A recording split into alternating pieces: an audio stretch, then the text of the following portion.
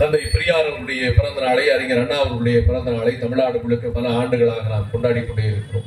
அது நாம் நன்றி உடையவர்கள் என்பதை காட்டுவதற்கான அடையாளம். இந்த இயக்கம் தந்தை பெரியார் அவருடைய காலத்துக்கு பின்னால் அழிந்து போகும் என்று கருதி கொண்டிருந்தார்கள்.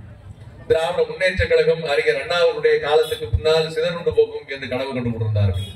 ஆனால் தந்தை பெரியார் மறைந்து 51 ஆண்டுகளாகிறது. அறிஞர் அண்ணா அவர்கள் மறைந்து 57 ஆண்டுகளாக 55 ஆண்டுகளாகிறது. அத்தனையும் கடந்து இந்த இயக்கம் அடுத்தடுத்த தலைமுறையில் இளைஞர்களை தொடர்ச்சியாக உருவாக்கி கொண்டே இருக்கிறது, எழுச்சிகரமாக செயல்பட்டுக் கொண்டே இருக்கிறது. இந்தியாவில் இருந்து தமிழ்நாட்டின் மீது ஆதிக்கம் செலுத்தலாம் என்று கருதுபவர்களுக்கு கடுமையான எதிர்ப்பை பதிவு செய்து அவர்களை ஓட ஓட விரட்டக்கூடிய வகையிலே வலிமை வாய்ந்த அமைப்புகளாக திகழ்ந்து கொண்டிருக்கிறது. இன்னும் சொல்ல போனால் தமிழ்நாட்டை பாருங்கள், கற்றுக்கொள்ளுங்கள் என்று இந்தியாவுடைய பிற மாநிலத்தில் இருக்கக்கூடியவர்கள் எல்லாம் கற்றுக்கொள்ளக்கூடிய வகையில் திராவிட மாடல் என்கிற தனித்த அடையாளமிக்க ஒரு ஆட்சியை ஒரு நீதி கட்சியினுடைய தொடர்ச்சியாக இன்றைக்கு வரைக்கும் ஆண்டு கொண்டிருக்கிற ஒரு மிகச்சிறப்பான ஆட்சியை வழங்கக்கூடிய வகையில் எழுச்சிகரமாக திராவிட இயக்கம் செயல்பட்டுக் கொண்டிருக்கிறது. இன்றைக்கு தமிழ்நாட்டினுடைய எல்லையில் இருக்கக்கூடியது இந்த மாவட்டம். தமிழ்நாட்டினுடைய அனைத்து பகுதிகளிலும் ஏற்பட்டிருக்கிற வளர்ச்சிக்கு யார் காரணம் என்பதை நம்முடைய மக்கள் அறிந்திருக்கிறார்கள். தந்தை பெரியாரை எந்த காரணம் சொல்லியாவது ஒதுக்கிவிட வேண்டும், இந்த மக்களிடமிருந்து பிரித்து விட வேண்டும் என்று நெடுங்காலமாக போராடி கொண்டிருக்கிறார்கள். ஆனால் எத்தனை இடையூறுகள் வந்தாலும், எத்தனை பேர் எதை பேசினாலும் தந்தை பெரியாரை போற்றுவதை தமிழ்நாட்டில் இருக்கிற அத்தனை பேரும் ஒருபோதும் மறந்ததில்லை. காரணம், இன்றைக்கு நாம் பெற்றிருக்கிற வாழ்வு வளம் அத்தனையும் தந்தை பெரியார் அவர்களால், இந்த திராவிட இயக்கத்தால் ஏற்படுத்தப்பட்ட வழங்கப்பட்ட கொடை என்பதை நாம் அறிந்திருக்கிறோம். முன்னால் பேசிய நம்முடைய தோழர்கள் ஏராளமான செய்திகளை எடுத்து வைத்திருக்கிறார்கள். நாம் எப்படிப்பட்ட சூழ்நிலையில இருந்தோம், இந்த தமிழ்நாடு எப்படிப்பட்ட அடிமை மனநிலையில இருந்தது, எப்படி ஜாதியின் பெயரால், மதத்தின் பெயரால், சாஸ்திர இழிவுகளின் பெயரால் நாம் ஒடுக்கப்பட்டிருந்தோம் என்பதை எல்லாம் மிக சிறப்பாக எடுத்து காட்டினார்கள். நாம் வரலாற்றை தெரிந்து கொண்டால்தான் நம்முடைய வருங்காலம் நலமாக அமைய முடியும் என்பதை நம்முடைய ஐயா தலைமை கழகத்தினுடைய செயலாளர் ஐயா ஊமை ஜெயராமன் அவர்கள் மிகச்சிறப்பாக எடுத்து காட்டினார்கள். எவ்வளவு செய்திகள்! தந்தை பெரியாருடைய உழைப்பை, பேரறிஞர் அண்ணாவுடைய உழைப்பை, அதனுடைய நீட்சியாக முத்தமிழறிஞர் கலைஞர், தமிழக தலைவர் ஐயா ஆசிரியர் அவர்கள், இன்றைக்கு இருக்கிற முதலமைச்சர் முத்துவேல் கருணாநிதி ஸ்டாலின் வரைக்கும் ஆற்றி இருக்கிற பணிகளும், அவர்கள் ஒவ்வொரு நாளும் கண்டிருக்கிற எதிர்ப்புகளும் ஏராளமானது. ஒவ்வொரு தலைவரும் நெடுங்காலம் வாழ்ந்து இந்த இயக்கத்திற்காக, இந்த இனத்திற்காக பாடுபட்டிருக்கிறார்கள். அதற்கு முன்னால் யாரும் ஆற்ற முடியாத, இன்னும் சொல்ல போனால் இந்தியாவில் மட்டுமல்ல உலகிலேயே வேறு எந்த இயக்கமும் இப்படிப்பட்ட பணியை செய்திருக்கிறது என்பதை காட்ட முடியாத அளவிற்கு மிக எடுத்துக்காட்டான பணிகளை இந்த இயக்கம் செய்திருக்கிறது. உலகத்தில் ஏராளமான இயக்கங்கள், புரட்சிகள் நடைபெற்றிருக்கின்றன. ஒவ்வொரு புரட்சிக்கும் ஒரு கால அளவு உண்டு. பிரெஞ்சு புரட்சி என்று நீங்கள் பேசினால் ஒரு குறிப்பிட்ட காலத்தை, அந்த ஓராண்டுக்குள் நடைபெற்றதுதான் பிரெஞ்சு புரட்சி. ரஷ்ய புரட்சி என்றால் 1917ஆம் ஆண்டு நவம்பரில் நடைபெற்றது என்று அறுதியிட்டு காட்டிவிடலாம். ஆனால் இந்த இயக்கம் 100 ஆண்டுகளாக தொடர்ச்சியாக சமூக புரட்சியிலே ஈடுபட்டிருக்கிறது. ஒவ்வொரு நாளும் இந்த மக்களுடைய மூளைகளில் இருக்கக்கூடிய மடமை தனங்களின் மீது கடுமையான போராட்டத்தை நடத்தி கொண்டிருக்கிறது. இந்த மக்கள் மீது மதத்தின் பெயரால், ஜாதியின் பெயரால், கடவுளின் பெயரால் சுமத்தப்பட்டிருக்கிற இழிவுகளுக்கு எதிராக தொடர்ச்சியாக போராட்டங்களை நடத்தி கொண்டிருக்கிறது. பல பேர் இங்க நினைக்கலாம், இங்க ரொம்ப பேருக்கு புரியாத விஷயமே தான். இன்னும் சொல்ல போனால், வெளிப்படையாக சொல்ல வேண்டும் என்றால், RSSக்கோ பாரதிய ஜனதாவுக்கோ புரிபடாத விஷயம் என்ன என்று சொன்னால், இங்க ஏராளமாக இருக்கிறார்கள், ஏராளமாக கடவுளை வழிபடக்கூடியவர்கள் இருக்கிறார்கள். இந்தியாவிலே ஏராளமான கோயில்கள் இருக்கக்கூடிய பகுதிகளில் தமிழ்நாட்டிலே இருக்கின்றன. தெருவங்கள்லாம் பல இடங்கள்ல கோயிலை கட்டி வச்சிருக்கிறான். எல்லா கோயிலுக்கும் படம் எடுக்கிறான். வருஷம் ஆரம்பிச்சுன்னா பழனியில ஆரம்பிச்சு சமயபுரம், எங்க பத்தி தென் மாவட்டத்துல எல்லாம் பழனியில ஆரம்பிச்சு சமயபுரத்துல இருந்து வரிசையா ஒவ்வொரு கோயிலா போயிட்டே இருப்பான். அந்த வருஷம் கடைசியில ஐயப்பன் கோயிலுக்கு மாலை போடுற வரைக்கும், ஜனவரியில இருந்து டிசம்பர் வரைக்கும் அந்த ஷெட்யூல் வரிசையா இருக்கும். கலர் கலரா வேண்டிய மாத்திட்டே இருப்பான். பள்ளிக்கு போனோம்னா பச்சை வேட்டி கட்டுவான், அதுக்கப்புறம் திருப்பி காய் வேட்டி கட்டுவான், அப்புறம் ஊருக்குள்ள திருவிழா நடக்கும், மாரியம்மன் கோயில் திருவிழா, மஞ்சள் வேட்டி கட்டுவான், அதுக்கப்புறம் திருப்பி கருப்பு வேட்டி கட்டுவான். இவ்வளவு மாறிட்டே இருக்கும். ஆனால் இத்தனையும் நடந்து கொண்டிருந்தாலும், இவ்வளவு பேர் பக்தி உடையவர்களாக இருந்தாலும், அத்தனையையும் தாண்டி இந்த மக்கள் தந்தை பெரியாரின் மீதும் திராவிட இயக்கத்தின் மீதும் பற்று கொண்டவர்களாக இருக்கிறார்கள், நம்பிக்கை கொண்டவர்களாக இருக்கிறார்கள்.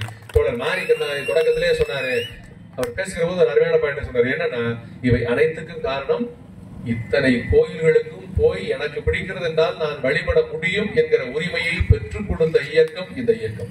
அதற்கு முன்னால் கோயிலுக்குள் நுழைகிற உரிமை மறுக்கப்பட்டிருந்த ஒரு சமூகத்தில், நீ கோயிலுக்குள்ள போ, நான் பாத்துக்கிறேன், எவன் என்ன பண்ணாலும் என்ற துணிச்சலை உருவாக்கி கொடுத்த இயக்கம் இந்த இயக்கம்.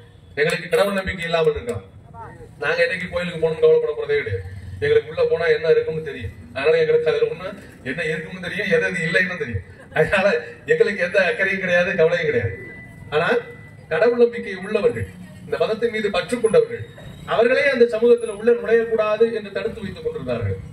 இன்றைக்கு வரைக்கும் அதை நியாயப்படுத்தி பேசுவதற்கான ஆட்கள் இருக்கிறார்கள்.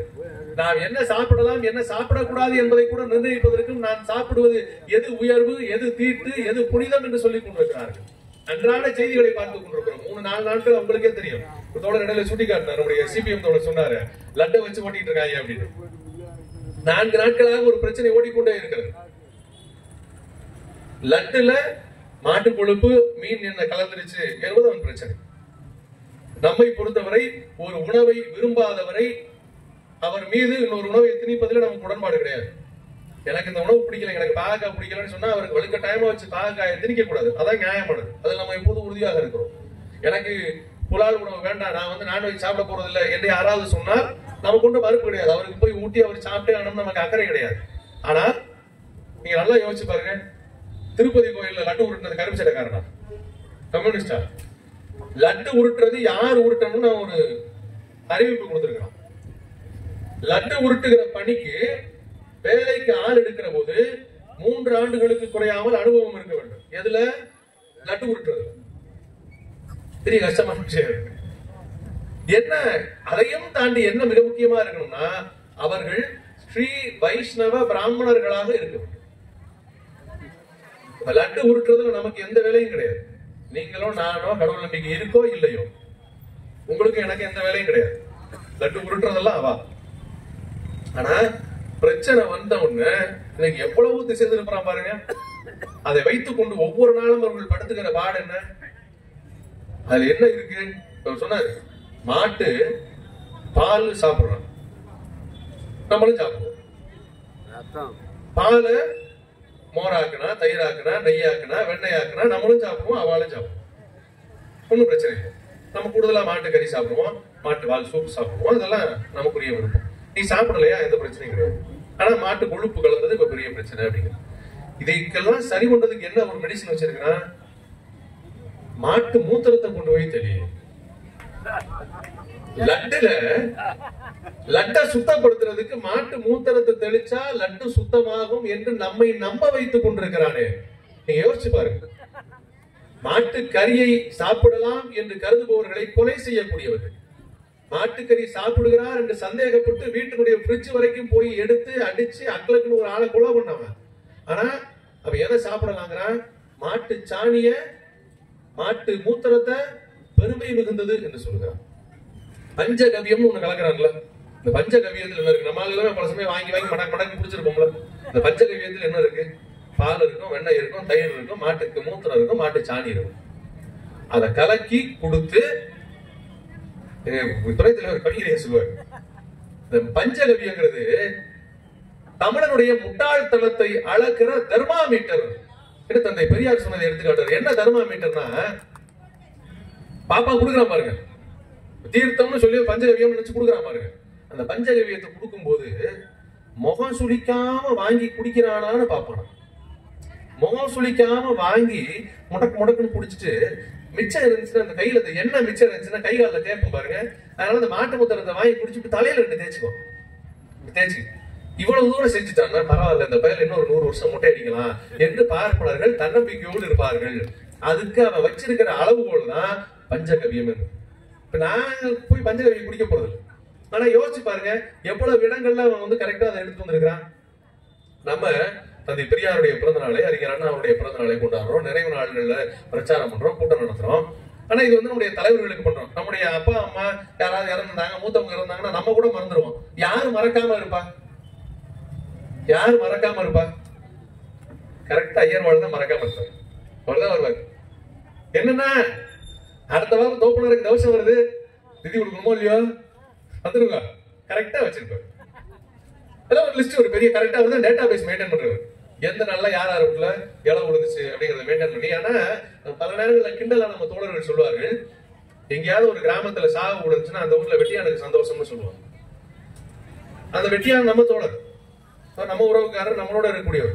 அந்த வெட்டியானுக்கு சந்தோஷம்னா என்ன? ஒரே ஒரு நாள் தான் அவருக்கு வேலை. ஆனா ஒரு இளவு விழுந்தா பாப்பானுக்கு அவன் புள்ள பேர சாகர வரைக்கும் வேலை. அப்ப யார் உள்ளபடியா சந்தோஷப்படுறவனா இருப்பா? இது என்னைக்காவது நம்மளால பேசி இருக்கிறோமா? என்னைக்காவது நம்மளால யோசிச்சிருக்கிறோமா? காலம் முழுக்க ஒரு பட்டியல் வச்சிருக்காங்க. சரி, அப்படியே வந்தாலும் கூட அதுக்கு இப்ப எல்லாம் வந்து என்னென்ன வச்சிருக்கணும் அப்படின்னு ஒரு அளவு போடணும். நடிகர் எம்.ஆர். ராதா அவர்கள் இருந்தார். அவர் கேட்டாரு, நீ படைக்கணும்னா எதுக்கு படைக்கிற? உங்க தோப்பனாருக்கு இங்க இருந்து நம்ம அனுப்பிச்சு வச்சோம்னா சொர்க்கலோகத்துல இருக்க அவளுக்கு போய் சேரும், அதுக்காக நம்ம திதி கொடுக்குறோம். அப்படியா, ரைட்டு. எங்க அப்பாவுக்கு கருவாடு தான் பிடிக்கும், பட்ட சாராயம் தான் பிடிக்கும். ரெண்டையும் உட்காந்து படைப்பான பார்ப்பான், கருவாடை படைப்பானா? ஆனா என்ன ஒரு பட்டியல் கொடுப்பான்னா, பச்சரிசி 4 கிலோ, 8 முளை வெட்டி, இந்த கரை போட்டது பட்டு கரை போட்டது 8 முளை வெட்டி இவ்வளவு, பஞ்சகச்சமா மடிச்சு கட்டணும்ல. உள்ளொன்று வைத்து புறமொன்று பேசாதார் அவர்கள்லாம். உள்ள ஒண்ணு வெளியில ஒண்ணு கிடையாது, ஒரே ஐட்டம். சுத்தி வளைச்சு இங்கிட்டு அங்கிட்டு வளைச்சு எல்லா பக்கமும் இழுத்து கட்டிக்க வேண்டியது. ஆணா இருந்தாலும் பெண்ணா இருந்தாலும் எல்லாம் ஒரே கதை தான் முடிச்சு. நம்ம இப்பெல்லாம் கட்டிக்கிறதுக்கு அது போனோம். அப்புறம் மாமிக்கு வரிசையா லிஸ்ட் போடுவோம். இங்க மட்டும் இல்ல, தமிழை எங்க எல்லாம் இருக்கிறானோ அங்க எல்லாம் அவனுடைய புலம் ஓடிட்டு. இங்க இருந்து அமெரிக்காவுக்கும் சுவிட்சர்லாந்துக்கும் போய் பாப்பா புலம் நடத்தான். மலேசியாவில இருந்து அண்மை காலத்துல ஒரு வீடியோ வந்துச்சு, ஒரு அம்மா போட்டிருந்தாங்க, நீங்க கூட பேஸ்புக்ல பல பேர் பார்த்திருக்கீங்க. அந்த ஊர்ல போய் என்ன பண்றாங்க, மைலோ 4 கிலோ, மைலோனா நம்ம ஊர்ல போன்விட்டா ஆலிக்ஸ் விற்கும் பாருங்க, அந்த மாதிரி மைலோ 4 கிலோ இருக்கிறதுலே உயர்தரமான பாசுமதி அரிசி லிஸ்ட் போட்டு வச்சிருக்கிறாங்க. மான கேடா அந்த அம்மா கேட்டுச்சு, ஏடா செத்த வீட்டுல வந்து இவ்வளவு விஷயத்த கேட்கறிய, கவர்மெண்ட் கூட ஒருத்தன் செத்து போனா அவனுக்கு உதவித்தொகை கொடுக்குற, நீ கடவுளுக்கு சேவை செய்யணும் வந்து இவ்வளவு பெரிய லிஸ்ட் கொடுக்குறியா? காலம் முழுக்க பார்ப்பன அதை மாற்றிக் கொள்ளவே இல்லையே. ஒவ்வொரு நாளும் பண்டிகை பூசை புனஸ்காரம் என்று அவன் தானே அத்தனையும் கொடுக்குறான். இப்ப இந்த லட்டுல பிரச்சனை வச்சு பாருங்க, இந்த லட்டை வச்சு அவன் எவ்வளவு சம்பாதிச்சிருக்கான்னு யோசிச்சுங்க. என்ன நான் சொன்னேன், லட்டை உருட்டினதவன் தான், லட்டை மட்டும் புடிச்சு சாப்பிட்டா அது பிரசாதம்னு சொன்னதவன் தான், அதுல மாட்டு கொழுப்பு கலந்துருக்குங்கிறத அவன் தான் எடுத்து காட்டுறான். ஏன்னா அவன் தான் எல்லாம் செஞ்சவன். எல்லாத்தையும் முடிச்சதுக்கு இதுக்கப்புறம் இதை பரிகாரம் பண்றதுக்கு பூஜை பண்றவனா வந்தான், இதை பரிகாரம் பண்றதுக்கு யாகம் பண்றவனா வந்தான், சாப்பிட்டவன்லாம் வீட்டுல யாகம் பண்ணுங்கன்னு சொல்றவனா வந்தான். இந்த ஒரே ஒரு ஐட்டத்தை வச்சு எவ்வளவு வருமானத்தை பார்ப்பனர்கள் ஈட்டி இருக்கிறார்கள் யோசிச்சு பாருங்க. இதுதான் காலம் முழுக்க நடந்திருக்கு. இதையெல்லாம் எடுத்து காட்டுவதற்கு சொல்லுவதற்கு கூட நமக்கு யாரும் இல்லாத சூழலில் தான் தந்தை பெரியார் இந்த ஏமாளித்தனத்தை எடுத்து காட்டினார். இப்படியெல்லாம் காலம் முழுக்க நாம் ஒழிந்து போக வேண்டுமா என்பதை அவர்தான் நமக்கு சுட்டி காட்டினார். இந்த மூலையிலே இடப்பட்டிருந்த விலங்கை உடைத்து, உனக்கு பகுத்தறிவு இருக்கிறது, தன்மானம் இருக்கிறது, சுயமரியாதை உணர வேண்டும், நிமிர்ந்து நில் என்று அவர்தான் சொன்னார். அதற்கு முன்னால் வரைக்கும் காலங்காலமாக குனிந்து குனிந்து நம்முடைய முதுகுகள் எல்லாம் வளைந்து போயே இருந்தது. அவனுடைய தாத்தனும் பாட்டனும் காலம் முழுக்க இடுப்புல துண்டை கட்டிட்டு குனிஞ்சுதான் அவன் நிற்க வேண்டியது இருந்தது. காலில் செருப்பணிய முடியாத நிலைமை இருந்தது, முட்டிக்கு கீழே வேட்டி கட்ட முடியாத நிலைமை இருந்தது, தோல்ல துண்டு போட முடியாத நிலைமை இருந்தது. யாராவது வந்தாங்கன்னா நம்ம விருப்பம் தான், தலையில டர்பனா கட்டிக்க முடியுமா? முடியாது. முண்டாசு கட்ட முடியுமா? முடியாது. யார் எப்படி உடை உடுத்த வேண்டும், யார் எந்த பகுதியிலே வசிக்க வேண்டும், யார் எந்த பெயரிலே இருக்க வேண்டும், அனைத்திலையும் ஜாதியை பிரித்து, அனைத்திலையும் வர்ணத்தை பிரித்து காலங்காலமாக ஒடுக்கி வைத்திருந்தது. மனுஷன்ல மட்டும் இல்ல, மொழியில வேறுபாடு, எழுத்துல வேறுபாடு, பாடுற பாட்டுல வேறுபாடு. தமிழ்ல படிச்ச பல பேரை படிச்சிருப்பாங்க. தமிழ்ல வந்து அறிஞர் அண்ணா அவர்கள் ஆரிய மாயையில எடுத்து காட்டி இருக்கிறார். தமிழ்ல வந்து இந்த பா வகைகள்லாம் இருக்கும், சின்ன பிள்ளைல படிச்சிருப்போம். வெண்பா, ஆசிரியப்பா, பெருத்தப்பா, கலிப்பா எல்லாம் படிச்சிருப்போம். எந்த ஜாதிக்காரரை பாடுகிற போது எந்த பால பாடணும்னு வச்சிருக்கோம். வெண்பாவில யார பாடலாம்? உயர்ந்த உரை பாடலாம். கீழே இருக்கிறவங்களை பாடுறதுக்குன்னு ஒரு பாவை. எழுத்துல எந்த எழுத்து பாப்பார எழுத்து, எந்த எழுத்து சூத்திர எழுத்து, எந்த எழுத்து வைசிய எழுத்துன்னு எழுதி வச்சிருக்கிறார். ஒரு மனிதன் வசிக்கக்கூடிய இடம் என்ன என்பதை தீர்மானிப்பதற்கு மனு தர்மம் பட்டியல் போடுகிறது. அழுக்காகவும் தண்ணீர் நிறைந்தும் சேறு சகதியாக இருக்கக்கூடிய இடத்தில் தான் சூத்திரர்களும் பஞ்சமர்களும் வசிக்க வேண்டும் என்று மனு தர்மம் சொல்லுகிறது. அவன் எவ்வளவு உயரத்துல வீடு கட்டணும் என்று சொல்லுகிறான். நம்ம வீடு கட்டுறோம், கொஞ்ச காலம் முன்னாடி வரைக்கும் இருந்த வீடுகளை நினைச்சு பாருங்க. கூரை வீட்டுல எல்லாம் என்ன உயரத்துல வாச கதவு இருந்திருக்கும்? என்ன உயரத்துல வாச கதவு இருந்துச்சு? இந்த முன்னாடி இருக்கும். வீட்டுக்குள்ள நுழைகிற போதும், வீட்டை விட்டு வெளியே வருகிற போதும் தலையை குனிந்துதான் நீங்கள் உள்ளே போகும். வீட்டுடைய கூரை எவ்வளவு பெருசு இருக்கும்? வீட்டு கூரை இங்க இருந்து ஆரம்பிச்சுன்னா இந்த உயரம் தாராளமா இருக்கும். இவ்வளவு உயரத்துக்கு கூரை போட தெரிஞ்ச ஒருத்தனுக்கு 6 அடிக்கு மனுஷன் நுழைகிற அளவுக்கு வாசல் பண்ண தெரியாதா? உலகமே வியக்கக்கூடிய அளவிற்கு கல்லணை கட்டியவன் தமிழன் என்று பெருமையாக பேசுகிறோமே. தமிழ்நாடு முழுக்க ஏராளமாக பெரிய பெரிய கட்டடங்களை, கோயில்களை உருவாக்கி வைத்திருந்தார்களே. அவ்வளவு பெரிய தொழில்நுட்பம் தெரிந்தவனுக்கு தன்னுடைய வீட்டில் வாசலை தான் நுழைகிற அளவுக்கு வைக்க தெரியாதா? வைக்க தெரியாம இல்ல, வைக்க கூடாது என்று ஜாதியும் சாஸ்திரங்களும் மனுவும் பார்ப்பனர்களும் வலியுறுத்தி இருந்தார்கள். வீட்டுக்குள்ள போகிற போதும் நுழைகிற போதும் வெளியே வருகிற போதும் குனிந்து நுழைகிற வகையில் தான் உடைய வீட்டின் வாசல் இருக்க வேண்டும் என்று சாஸ்திரம் சொன்னது. இதைத்தான் நம்மால் இன்னைக்கு வரை மனையடி சாஸ்திரம்னு ஃபாலோ பண்ணி வந்தோம். இப்பதான் புதுசா வாஸ்து சாஸ்திரம் இந்த காலத்துல இருக்காங்க. தலைவர் தான் கேட்டாரு, சரிடா வாஸ்து சாஸ்திரப்படி வீடு எல்லா இன்ஜினியர்டையும் போய்க்கிட்டுங்க. இப்ப இன்ஜினியர்கிட்ட போனாலும் என்ன பண்ணா, சார் வாஸ்துப்படி வாசல் வந்து இந்த பக்கம் இருக்கக்கூடாது சார், சைட்ல வைக்கணும். இடம் வாங்கும் போது நம்மளால எப்படி இடம் வாங்குவா, நல்லா மெயின் ரோடா இருக்கணும், ஃபேசிங் ரொம்ப அருமையா இருக்கணும், ஃபேசிங்ல அதிகமான இடம் இருக்கும். அதான் யோசிப்போம். மெயின் ரோட்ல 10 அடி தான் இருக்குன்னா வாங்க மாட்டோம், மெயின் ரோட்ல 30 அடி இருக்குன்னா வாங்க மாட்டோம். மெயின் ரோட்ல ஒரு 60 அடி சைட்ல கம்மியா இருந்தா பரவாயில்ல. ஆனா வாஸ்துன்னு போய் உட்கார்ந்ததுக்கு பிறகு அவ்வளவு பெரிய ரோடு, மெயின் ரோடு இருக்குங்க. அந்த மெயின் ரோடு முழுக்க ஃபுல்லா காம்பவுண்ட் போட்டு போயிட்டு சைட்ல இருக்கிற சந்தில கொண்டு வந்து பெரிய வாசல வச்சிருப்போம். ஏன்டான்னா இல்ல வாஸ்து சாஸ்திரப்படி இந்த டைரக்ஷன்ல வச்சாதான் எனக்கு வசதி அப்படின்னு சொல்றாரு. இதுக்கு எதுக்கு இன்ஜினியரு, அதுக்கு ஒரு ஆள் வச்சிருக்காங்க. இப்ப நான் தலைவர் தான் கேட்டார், வாஸ்து சாஸ்திரப்படி வீடு கட்டுறிய, வாஸ்து சாஸ்திரப்படி கக்கூஸ் எங்க வைக்கணும்னு இருக்கா? ஒவ்வொரு வீட்லயும் வைக்கிறோம்ல. அதுக்கு முன்னாடி எல்லாம் வீட்டுக்கு வெளியில வச்சு கட்டிட்டு இருந்தோம். இப்ப என்ன பண்றோம், வீட்டுக்குள்ளேயே வேணும். ரூம்ல இருந்து கட்டில விட்டு எந்திரிச்சோம்னா கதவை திறந்தோம்னா டாய்லெட் இருக்கணும் நினைக்கிறோம். வசதி, மனுஷ வசதிக்கு வாழணும் என்பதுதான் பகுத்தறிவு. அட்டாச்சு பாத்ரூம் கேக்குறோம்ல, இந்த பாத்ரூம் எங்க வைக்கணும்னு வாஸ்து சாஸ்திரத்துல எங்க இருக்கு? யாராவது ஒரு ஆள் கேட்டு சொல்லுங்க. எந்த வாஸ்து சாஸ்திர நிபுணரையாவது கேளுங்க, இல்ல இன்ஜினியராவது கேளுங்க. அப்படி ஒரு ஐட்டமே அந்த சாஸ்திரத்துல கிடையாது. ஏன்னா அதை எழுதும் போது டாய்லெட் பாத்ரூம் ஒரு விஷயமே உனக்கு தெரியாது. எல்லாம் வெட்ட வெளியில போன ஆளுங்க.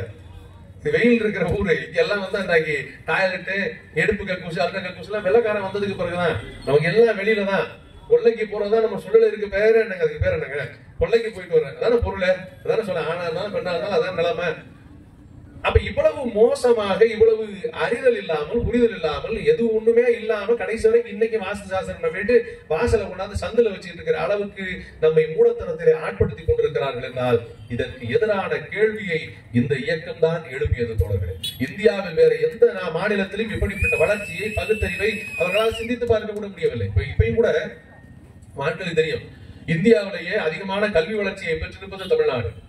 இந்தியாவிலேயே ஒரு விஷயம் மூட நம்பிக்கை என்றால் இது மூட நம்பிக்கை என்று சொல்லுகிற துணிச்சல் இருக்கிற மாநிலம் தமிழ்நாடு. சொன்னார்கள் எனக்கு முன்னாடி, பள்ளியில வந்து மகாவிஷ்ணு என்று ஒரு பேச்சாளர் பேசினார். அங்க வந்து பிறவியை பத்தி பேசினார். ஒடுக்கப்பட்ட மக்கள் இழிவாக பேசப்பட்டார்கள். மாற்றுத்திறனாளிகளை பார்த்து போன ஜென்மத்துல நீ செஞ்ச பாவம் தான் இன்னைக்கு மாற்றுத்திறனாளியாக பிறந்திருக்கிறாய் என்று பேசினார்கள். உண்மையிலே உங்களுக்கு ஒரு விஷயம் தெரியல, பத்ம புராணம் அப்படின்னு ஒன்று இருக்கு. இந்த பத்ம புராணம் பழைய போன ஜென்மத்துல என்னவா இருந்து இந்த ஜென்மத்துல என்னவா இருந்தாலும் பல விஷயங்களை பேசுது. இந்த ஜென்மத்துல பன்றியாக பிறந்தவர்கள் எல்லாம் போன ஜென்மத்தில் பாவம் செய்த பார்ப்பனர்கள் என்று சொல்லியிருக்கிறது. அப்ப பன்னி இவ்வளவு பண்ணி தெரியுதுல்ல, இந்தியாவிலே அதிகமா இருக்கக்கூடிய உயிரினம் எடுத்துக்கிட்டீங்கன்னா பன்றி தான் அதிகமா இருக்கக்கூடிய உயிரினம். இப்ப இவாள்லாம் யாருன்னா, இன்னைக்கு அவள்லாம் என்ன சாப்பிட்டு இருக்காளோ, வராக அவதாரம் எடுத்திருக்காள, அவள்லாம் முன்னாடி என்னவா இருந்தான்னா அவதான் அவளா இருந்தா பார்ப்பனர்களாக. இவ்வளவு பேர் பாவம் பண்ணிருக்காங்க, அதை கனெக்ட் பண்ணிக்க. இவ்வளவு பன்றியும் பாவம் பண்ண பாப்பான்னா பத்ம புராணம் சொல்லுது. ஆனால் இதை நான் ஏற்கவில்லை, அது வேற விஷயம். இதை பள்ளி மாணவர்களை கொண்டு வந்து சொல்ற, மாற்றுத்திறனாளிகள் போன ஜென்மத்திலே செய்த பாவத்தினால் தான் உனக்கு கண் இல்லாம இருக்கு, உனக்கு காது கேட்காம இருக்கு, உனக்கு கால் விளங்காம இருக்கு, கை செயல்படாமல் இருக்கிறது என்று. மாற்றுத்திறனாளிகள் என்றால் யார்? இதற்கு எதிராக உடனடியாக குரல் எழுப்பியது திராவிடர் கழகம். அதே பகுதியிலே கூட்டத்தை போட்டு மாணவர்களும் பகுத்தறிவு என்கிற தலைப்பிலே உடனடியாக ஒரு பொதுக்கூட்டத்தை ஏற்படுத்தி அந்த கூட்டத்தில் தமிழக தலைவர் ஆசிரியர் வீரமணி அவர்கள் உரையாற்றி பகுத்தறிவு தெளிவை உண்டாக்கினார்கள். அவர் பேசியது மட்டுமல்ல தோழர்களே, அதே கூட்டத்தில் மாற்றுத்திறனாளிகளுக்கான சங்கம் அமைத்திருக்கிற டிசம்பர் 3 இயக்கத்தினுடைய தலைவர் பேராசிரியர் தீபக் அவர்களையும் அழைத்து வந்து அந்த கூட்டத்தில் பேச வைத்தார். நம்ம வீடுகள்ல மாற்றுத்திறனாளிகள் இல்லாமல் இருக்கிறார்களா? ஒவ்வொரு மனுஷனும் எந்த நேரத்திலயும் மாற்றுத்திறனாளி ஆகலாமே. நானே பேசிட்டு இருக்கிறேன், நடந்து போறேன், ரோட்ல ஒரு வண்டி அடிச்சிருச்சு, கால் உடைஞ்சிருச்சு, அதுல இருந்து நான் மாற்றுத்திறனாளி தானுங்க. யார் ஒருவரும் எந்த நிமிடத்திலையும் மாற்றுத்திறனாளி ஆகலாமே. நல்லாதான் இருக்கிறான், கண்ணாடி போட்டுருக்கிறேன், இப்ப எனக்கு என்ன பிரச்சனை? நானும் ஏதோ ஒரு மாற்றுத்திறனாளி தானே, கண்ணு எனக்கு சரியா தெரியல, கட்டி விட்டுட்டா எனக்கு சிக்கல் தானே, கால் கேட்க மாட்டேங்குது, கை பிரச்சனை ஆகுது. எந்த நேரத்திலும் யாரும் மாற்றுத்திறனாளி ஆக முடியும். ஆனால் இவற்றுக்கெல்லாம் காரணம் நீ போன ஜென்மத்தில் செய்த பாவம் தான் என்று இன்றைக்கும் நம்மை நம்ப வைக்க பார்க்கிறார்கள் என்றால், அதையும் பள்ளிக்கூடங்களிலே வந்து பேசி நம்முடைய மாணவர்கள் மத்தியிலே அறியாமையை, மூட நம்பிக்கையை விதைக்க வேண்டும் என்று கருதுகிறார்கள் என்றால், அவரை மூட நம்பிக்கை பேச்சாளர் என்று அடையாளப்படுத்தி அத்தனை ஊடகங்களும் எழுதியிருக்கின்றன. இப்படி எழுதுகிற ஒரே வாய்ப்பு தமிழ்நாட்டில் மட்டும்தான் இருக்கிறது. இங்கேதான் இது மூட நம்பிக்கை என்று அழுத்தி சொல்வதற்கான தெம்பு இருக்கிறது. தமிழ்நாடு அரசு உடனடியாக அங்க போய் நடவடிக்கை எடுக்குது. இப்ப மாட்டு முத்திரத்தை தெளிக்கிற பாருங்க, போய் திட்டு கழிக்கிற மாதிரி நம்ம கல்வி அமைச்சர் உடனடியாக போய் நடவடிக்கிறார். எந்த பள்ளியில போய் அவன் பேசினானோ அந்த பள்ளியில் அவரை அழைத்து பேச வைத்த தலைமை ஆசிரியர்கள் மீது நடவடிக்கை. அந்த பள்ளியில அந்த மாணவிகளுக்கு பகுத்தறிவு, அறிவியல் தெளிவை ஏற்படுத்தக்கூடிய வகையில் உடனடியாக போய் நடவடிக்கை. ஏன்னா அப்ப யாருக்கு போய் பேசுறான்? எந்த கரையும் இல்லாத காலி ஸ்லேட்டாக, எம்டி ஸ்லேட்டாக, காலி பேப்பராக இருக்கக்கூடிய மாணவர்கள் மத்தியிலே கொண்டு அறியாமை கருத்தை பதிய வைக்க வேண்டும் என்று அவர்கள் விரும்புகிறார்கள். இது ஒரு இடத்தில் நடப்பதில்லை. இந்த உள்ளே நுழைவதற்கான முயற்சி தமிழ்நாடு முழுக்க நடந்து கொண்டிருக்கிறது. ஏனென்றால் இந்த தமிழ்நாடு மத வெறியற்ற மாநிலமாக இருக்கிறது. இங்க இன்றைக்கும் சில இடங்களில் ஜாதி பிரச்சனைகள் இருக்கு, நான் மறுக்கல. ஜாதி ஒரே நேரத்தில் ஒழியக்கூடியதல்ல. ஜாதி என்பது 3000 ஆண்டுகளாக வெல்ல வெல்ல நம்முடைய மூளைகளிலே திணிக்கப்பட்டிருக்கிற மாபெரும் நோய், நம்முடைய மூளைகளிலே திணிக்கப்பட்டிருக்கிற விலங்கு. அதை கழட்டி எறிவதற்கு வெகு காலம் ஆகும். அந்த போராட்டத்தில் நாம் பல தூரம் கடந்து வந்திருக்கிறோம். இந்தியாவில் வேறு எங்கும் இல்லாத வகையில் ஒவ்வொருவருடைய பெயருக்கு பின்னால் ஜாதி பட்டம் இல்லாத ஒரே மாநிலம் தமிழ்நாடு தான் என்கிற பெருமை நமக்கு உண்டு. மற்ற எல்லா மாநிலங்களும் இருந்து தாண்டி போயிட்டீங்கன்னா உங்களுக்கே தெரியும். பெங்களூருக்குள்ள போயிட்டீங்கன்னா அங்க ஒரே ஷெட்டி இருப்பார், கவுடா இருப்பார், ரெட்டி இருப்பார், எல்லாம் இருப்பாங்க. ஒரு இந்த கீழே இறங்கினீங்கன்னா நாயர் இருப்பார், நம்பூதிரி இருப்பார். இதுல நம்ம ஆந்திராவுக்கு போனீங்கன்னா அங்க ரெட்டி இருப்பார், நாயுடு இருப்பார். நார்த் இந்தியா போனீங்கன்னா அங்க சர்மா இருப்பார், ஷவர்மா இருப்பார், எல்லாம் இருப்பாங்க. இத்தனையும் அவ்வளவு பேரும் ஜாதி பேரை சுமந்து கொண்டிருக்கிறார்கள். இங்க இருக்கிற யாரை எழுப்பி இவர் என்ன ஜாதி என்று கேட்டால் யாராலும் பெயரை கேட்டாலும் அடையாளம் சொல்ல முடியாத அளவிற்கு அனைவரையும் மனிதர்களாக கருதுகிற மனப்பான்மையை இந்த இயக்கம் 100 ஆண்டுகளாக மெல்ல மெல்ல உருவாக்கி சாதித்து காட்டியிருக்கிறது. அதைத்தான் மாற்ற வேண்டும் என்று கருதுகிறார்கள். இந்த இயக்கம் சாதித்ததில்லை. ஏன் நாம் தந்தை பெரியாரையும் அறிஞர் அண்ணாவையும் கொண்டாடுகிறோம்? அவர்கள் பகுத்தறிவு சிந்தனையை வளர்த்தார்கள், மக்களிடம் சீர்திருத்த கருத்துக்களை புகுத்தினார்கள் என்பது மட்டுமல்ல தோழர்களே. இந்த சமூகம் எதனால் அழிக்கப்பட்டு, ஒழிக்கப்பட்டு, அடிமையாக ஆக்கப்பட்டு கிடந்ததோ அவை அத்தனையும் கேள்வி எழுப்பி இந்த மக்களை விழிப்புணர்வு கொள்ள செய்தார்கள். ஜாதியின் பெயரால் அத்தனை பேர் ஒடுக்கப்பட்டவர்கள் என்றால் யாரெல்லாம் ஒடுக்கப்பட்டிருந்தார்கள்? பல பேர் நம்மால் நினைச்சிட்டு இருக்கிறார். தெருவில் நடக்க முடியாது என்றால் தாழ்த்தப்பட்ட சமூகத்தை சார்ந்தவர்கள் மட்டும்தான் தெருவில் நடப்பதற்கு அனுமதி மறுக்கப்பட்டிருந்தது என்று தவறாக கருதி கொண்டிருக்கிறார்கள். அக்ரஹாரத்துக்குள்ள பாப்பான தவிர வேற எவனாலே உள்ள நுழைய முடியாது. பாப்பா தவிர அந்த இடத்துக்குள்ள உள்ள நுழைஞ்சா எந்த சமூகத்துக்காரனாக இருந்தாலும் பஞ்சாயத்துல தண்டம் கட்ட வேண்டும் என்று எல்லாமே இருந்தது. பார்ப்பான் கோயிலுக்குள்ளே அவர் நடத்துகிற நிர்வாகத்துக்குள்ளே பெருவாரியான இன்றைக்கு பிற்படுத்தப்பட்ட சமூகம், மிகவும் பிற்படுத்தப்பட்ட சமூகம் என்று சொல்லுகிறோமே, இந்த சமூகத்து மக்கள் உள்ளே நுழைய முடியாது என்கிற கொடுமை வெகு காலமாக இருந்தது. 100 ஆண்டுகளுக்கு முன்னால் தென் மாவட்டங்களிலே நாடார் சமூகத்து மக்கள் கோயில்களில் நுழைவதற்கு நடத்திய போராட்டங்கள் பட்டியலிடப்பட்டிருக்கின்றன. கோயிலுக்குள்ள போய் அனுமதி கேட்டா கோர்ட்ல போய் கேட்கிறாங்க, எங்களுக்கு கோயிலுக்குள்ள போனதுக்கு அனுமதி வேணும்னு. உன்னுடைய சாஸ்திரம் மறுக்கிறது, நீ உள்ள நுழையக்கூடாது என்று பார்ப்பனர்கள் வாதாடி நாடார்கள் கோயிலுக்குள்ளே நுழைய முடியாது என்று தீர்ப்பு வாங்கி வந்தார்கள். இந்த கடுமையான போராட்டத்திற்கு பிறகுதான் அது மாறி இருக்கிறது. எந்த சமூக பார்ப்பனர்களால் பாதிக்கப்படவில்லை. நம்மால் இப்ப நீங்க நம்ம ஊர்ல தச்சர்கள் இருப்பாங்க பாருங்க, ஐந்தொழில் வல்லுநர்கள், ஆச்சாரி என்று தன்னுடைய பெயருக்கு பின்னால் போட்டுக் கொள்வார்கள். அந்த ஆச்சாரி என்று பெயர் போடக்கூடாது என்று ஒரு வழக்கு நடந்தது. சித்தூர் அதாலத் கோர்ட்ல நடந்தது. ஆச்சாரின்னு பெயர் போடக்கூடாது, அது பார்ப்பனர்கள் மட்டும்தான் போடணும். நீ ஆசாரி வேணா போட்டுக்க, ஆச்சாரின்னு இச்சு போடக்கூடாது என்று பார்ப்பனர்கள் தொடுத்த வழக்கு. மிக கடுமையாக போராடி அந்த வழக்கில் அவர்கள் வெற்றி பெற்றார்கள். ஏன்? அவங்க என்ன சொல்லிக்குவாங்க, நாங்கள் விஸ்வ பிராமணர்கள், நம்ம என்ன வேணா பேர் வச்சுக்கலாங்க, நம்மால என்ன வேணா பேர் வச்சுக்கலாம். நம்ம சொல்லுவோம் பாருங்க, ஒரு சமூகம் மட்டும் இல்ல, இன்னைக்கு பல பேர் பார்க்கலாம், நாங்கள் சத்திரியர்கள், நாங்கள் வைசியர்கள், நாங்கள் பிராமணர்களே, நாங்க அவன் வேற பிராமணர்கள், நாங்க விஸ்வ பிராமணர்கள் என்று நம்முடைய சமூகங்கள் இருக்கக்கூடிய பலரும் தங்களை உயர்த்திக் கொள்வதற்கு கருதுகிறார்கள். பெயரை மாற்றிக்கொண்டால் தன்னுடைய இழிவு ஒழிந்துவிடும் என்று கருதுகிறார்கள். நம்ம வேணா நம்ம கோபாலகிருஷ்ணன் காலம் முழுக்க சொல்லிட்டு இருக்கலாம்.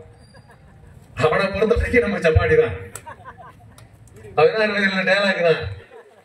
நீங்கள் எவ்வளவு வேணா சொல்லலாம், நான் உயர்ந்த ஜாதி, நான் ஒடுக்கப்பட்டவன் அல்ல, நான் மேல நிக்கிறேன், நான் சத்திரியன், நான் வைசியன். காலம் முழுக்க பார்ப்பானுக்கு நாம் சூத்திரர் தான். உச்ச நீதிமன்றம் வரைக்கும் போய் உறுதி செய்து வைத்திருக்கிறார்கள். சூத்திரன் என்றால் யார் அதுவரை நமக்கு தெரியாது. சற்சூத்திரர் அப்படின்னா ரொம்ப பெருமையா நினைச்சிட்டு இருந்தான் நம்மால. சூத்திரன் என்றால் பார்ப்பானின் வைப்பாட்டி மக்கள் என்று மிக தெளிவாக மனுதர்மம் எழுதி வைத்திருக்கிறது. மனுதர்மம் மட்டுமல்ல, நாம் பெருமையோடு போற்றிக் கொண்டிருக்கிறோமே பகவத்கீதை, இந்து மதத்தினுடைய புனித நூல் என்று போற்றுகிறார்கள். பகவத்கீதை என்று சொல்லப்படுகிறது. கோர்ட்ல போய் சத்தியம் வாங்கினாலும் கூட கீதையின் மேல அடிச்சு சத்தியம் பண்ணுகிறான. அந்த பகவத்கீதை என்ன சொல்லுகிறது? வைசியர்களும் சூத்திரர்களும் பெண்களும் பாவ யோனியில் பிறந்தவர்கள் என்று எழுதி வைத்திருக்கிறது. சதுர்வர்ணம் மயா சிருஷ்டம் குண கர்ம விபாகச, 4 வர்ணங்களையும் நான் தான் படைத்தேன். நானே நினைத்தாலும் அதுக்குள்ள வர்ண கலப்பை ஏற்படுத்த முடியாது என்று பகவான் கிருஷ்ணர் சொல்லி இருக்கிறார் என்று எழுதி வைத்திருக்கிறார். அவர்கள் எழுதி இருக்கிறார். ராமாயணமாக இருந்தாலும் மகாபாரதமாக இருந்தாலும் பாகவதமாக இருந்தாலும் அத்தனை புராணங்களும் இந்த ஜாதியை, வர்ணாசிரம தர்மத்தை, இழிவை நம் மீது சுமத்துவதைத்தான் மீண்டும் மீண்டும் செய்திருக்கிறார்கள். ராமாயணம் எதை வலியுறுத்தது? ராமாயணத்துக்கு கூட நான் வரும்போது பார்த்தேன், தேநீர் கடையில் ஓடிட்டு இருக்கு, நம்மால டிவி ஓடிட்டு இருக்கு ராமாயணம். ராமாயணத்தின் அடிப்படை கதை என்ன நமக்கு தெரியும். ரொம்ப எளிமையாக நம்முடைய தோழர் ஒருத்தர் சொல்ல எவ்வளவு சொன்னார் நினைக்கிறேன். ஒருத்தன் முண்டாட்டியும் ஒருத்தன் தூக்கிட்டு போயிட்டான். இவன் போய் அந்த முண்டாட்டியை திரும்ப கூட்டு வந்தான். தினத்தந்தியில டெய்லி நம்ம படிக்கிற கதை அவ்வளவுதான். இன்னொரு பெரிய இலக்கியம் மகாபாரதம், இதிகாசம். ஒரு பொண்டாட்டி 5 புருஷன். இதே நீங்க தினத்தந்தியில படிக்கலாம். வடிவேல் படத்துல ஜோக்கா கூட சொல்லலாம். ஆனா இதுக்காக அவன் எழுதுனானா? இல்லை தோழர்களே. எவ்வளவு கஷ்டப்பட்டாலும் கர்ணனால், அவன் தேரோட்டி மகன் என்று இழிவுபடுத்தப்பட்டவனால் நீ உயர்ந்த ஜாதிக்கு நிகராக வந்துவிட முடியாது என்று வலியுறுத்துகிறது மகாபாரதம். கடைசி நேரத்துல சத்திரியர்கள் மட்டுமே கற்றுக்கொள்ள வேண்டிய வித்தையை நீ கற்றுக்கொண்டால் உனக்கு அது பயன் தராது என்று சாபம் விட்டு அந்த மந்திர கடைசியில மறந்து போக செய்கிறது மகாபாரதம். சமூகன் என்கிற சூத்திரன் தவம் செய்தால் பார்ப்பன குழந்தை செத்து போயிற்று. ஒரு சூத்திரன் தவம் செய்யக்கூடாது, அவன் கடவுள் நிலையை அடையக்கூடாது, அவனை போய் கொன்று விட்டு வா என்று ஒரு பார்ப்பான் சொன்னால் வாளோடு போய் காட்டிலே தலைகீழாக தொங்கி தவம் செய்து கொண்டிருக்கிற சமூகன் என்கிற சூத்திரனை தலையை வெட்டி கொள்ள சொல்லுகிறது ராமாயணம்.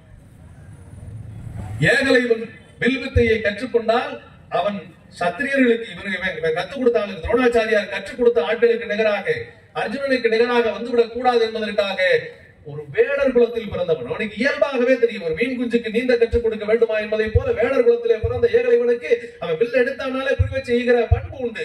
ஆனால் அவனுக்கு ஒரு ஆர்வம். நம்ம ஆளுக்கு எப்பவுமே ஒண்ணு பாப்பான பார்த்தாலே பம்மிடுவான். இவனுக்கு மத்தவன் புகழ்றானோ இல்லையா, பார்ப்பான் இருந்து அந்த தலையில அவன் வைக்கிற சடகோபம் இருக்கு, அதை வாங்குறதுல பெரிய ஆர்வம். அதனாலதான் கொஞ்சம் வளர்ந்ததுக்கு பிறகு அவனுக்கு வெளியில பூணூல் தோணும். நம்மால பல பேருக்கு நரம்பே பூணூலா மாறிடும். கொஞ்சம் பணம் வந்துருச்சுன்னா போங்க, அதுக்கப்புறம் போய் அவன்கிட்ட பம்மிட்டு.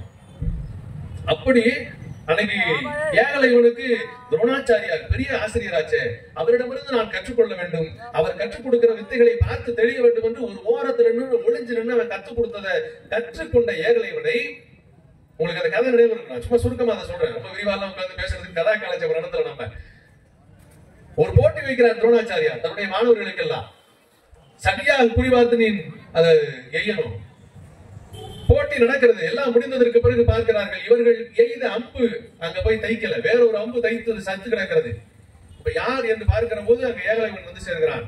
நான் தான் அடிச்சேன். யாரா எப்படா இவ்வளவு ஷார்ப்பா அடிச்சேன்? குருவே நான் தான் உங்கள்கிட்ட கத்துக்கிட்டேன். அப்படின்னு இவன் எல்லாம் சண்டைக்கு வர்றேன். ஆகா, சைட்ல இவன் டியூஷன் ஃபீஸ் வாங்கி அவனை கத்து கொடுத்துருக்கான்டா, நம்மகிட்டதானே கிளாஸ் நடத்தினா அப்படின்னு.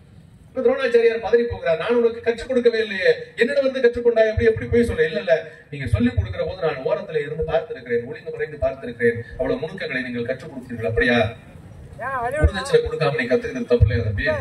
என்ன தட்சணை கேட்டாலும் நான் கொடுக்கறதுக்கு தயாராக இருக்கிறேன். நம்ம அந்த ஓபன் பிளாங்க் செக் கொடுப்போம் பாருங்க, அங்கதான் மாட்டிக்குவான். எல்லா இடத்துலயும் அதான் பிரச்சனை. நீ என்ன வேணா கேளு, நான் செய்யறேன். அப்படி அவன் கொடுத்த பிளாங்க் செக் தான் குருதட்சணையாக நீங்கள் எதை கேட்டாலும் நான் தருகிறேன் என்கிற போது இந்த நான் அம்பை ஏற்றி நானை இழுத்து விடுவதற்கு அவசியமான உன்னுடைய கட்டை விரலை வெட்டி கொடு, அதுதான் நீ தருகிற குருதட்சணை என்று சொன்னார்களே. அருமை தோழர்களே, அப்படிப்பட்ட ஒருவரையான ஆசிரியர்னு போற்ற முடியும்? அபராகுரு கற்றுக்கொண்ட ஒரு மாணவரிடமிருந்து அந்த வித்தையை அவன் பயன்படுத்த முடியாத அளவிற்கு சதி செய்கிற ஒருவருடைய பெயரில் தான் இந்த நாட்டின் மிக உயரிய குருவுக்கான விருது வழங்கப்படுகிறது. நீங்க ஸ்போர்ட்ஸ்ல துரோணாச்சாரியா அவார்டுன்னு சொல்லுவாங்க, துரோணா அவார்டுன்னு. அதுதான் இந்தியாவில் வழங்கப்படக்கூடிய மிகப்பெரிய ஃபுட்பால் கோச்சா இருந்தாலும் ஹாக்கி கோச்சா இருந்தாலும் யாருக்கா இருந்தாலும் உயர்ந்த அளவில் வழங்கப்படக்கூடிய விருது. அது யார்? ஒடுக்கப்பட்டவன் வித்தையை கற்றுக்கொள்ள கூடாது, ஜாதி பார்த்துத்தான் நான் கற்றுக் கொடுப்பேன் என்று சொன்ன ஒரு அயோக்கிய பயலின் பெயரால் இந்தியாவிலே ஒரு விருது அமைக்கப்பட்டிருக்கிறது. இன்றைக்கு வரை ஏற்றுக்கொண்டிருக்கிறோமே. இந்த கேள்வி எழுப்புகிற யார் என்ன என்பதை தெரிந்து கொள்ளுகிற அறிவை நம்முடைய தலைவர்கள் தான் தந்தார்கள், இந்த இயக்கம் தான் தந்தது.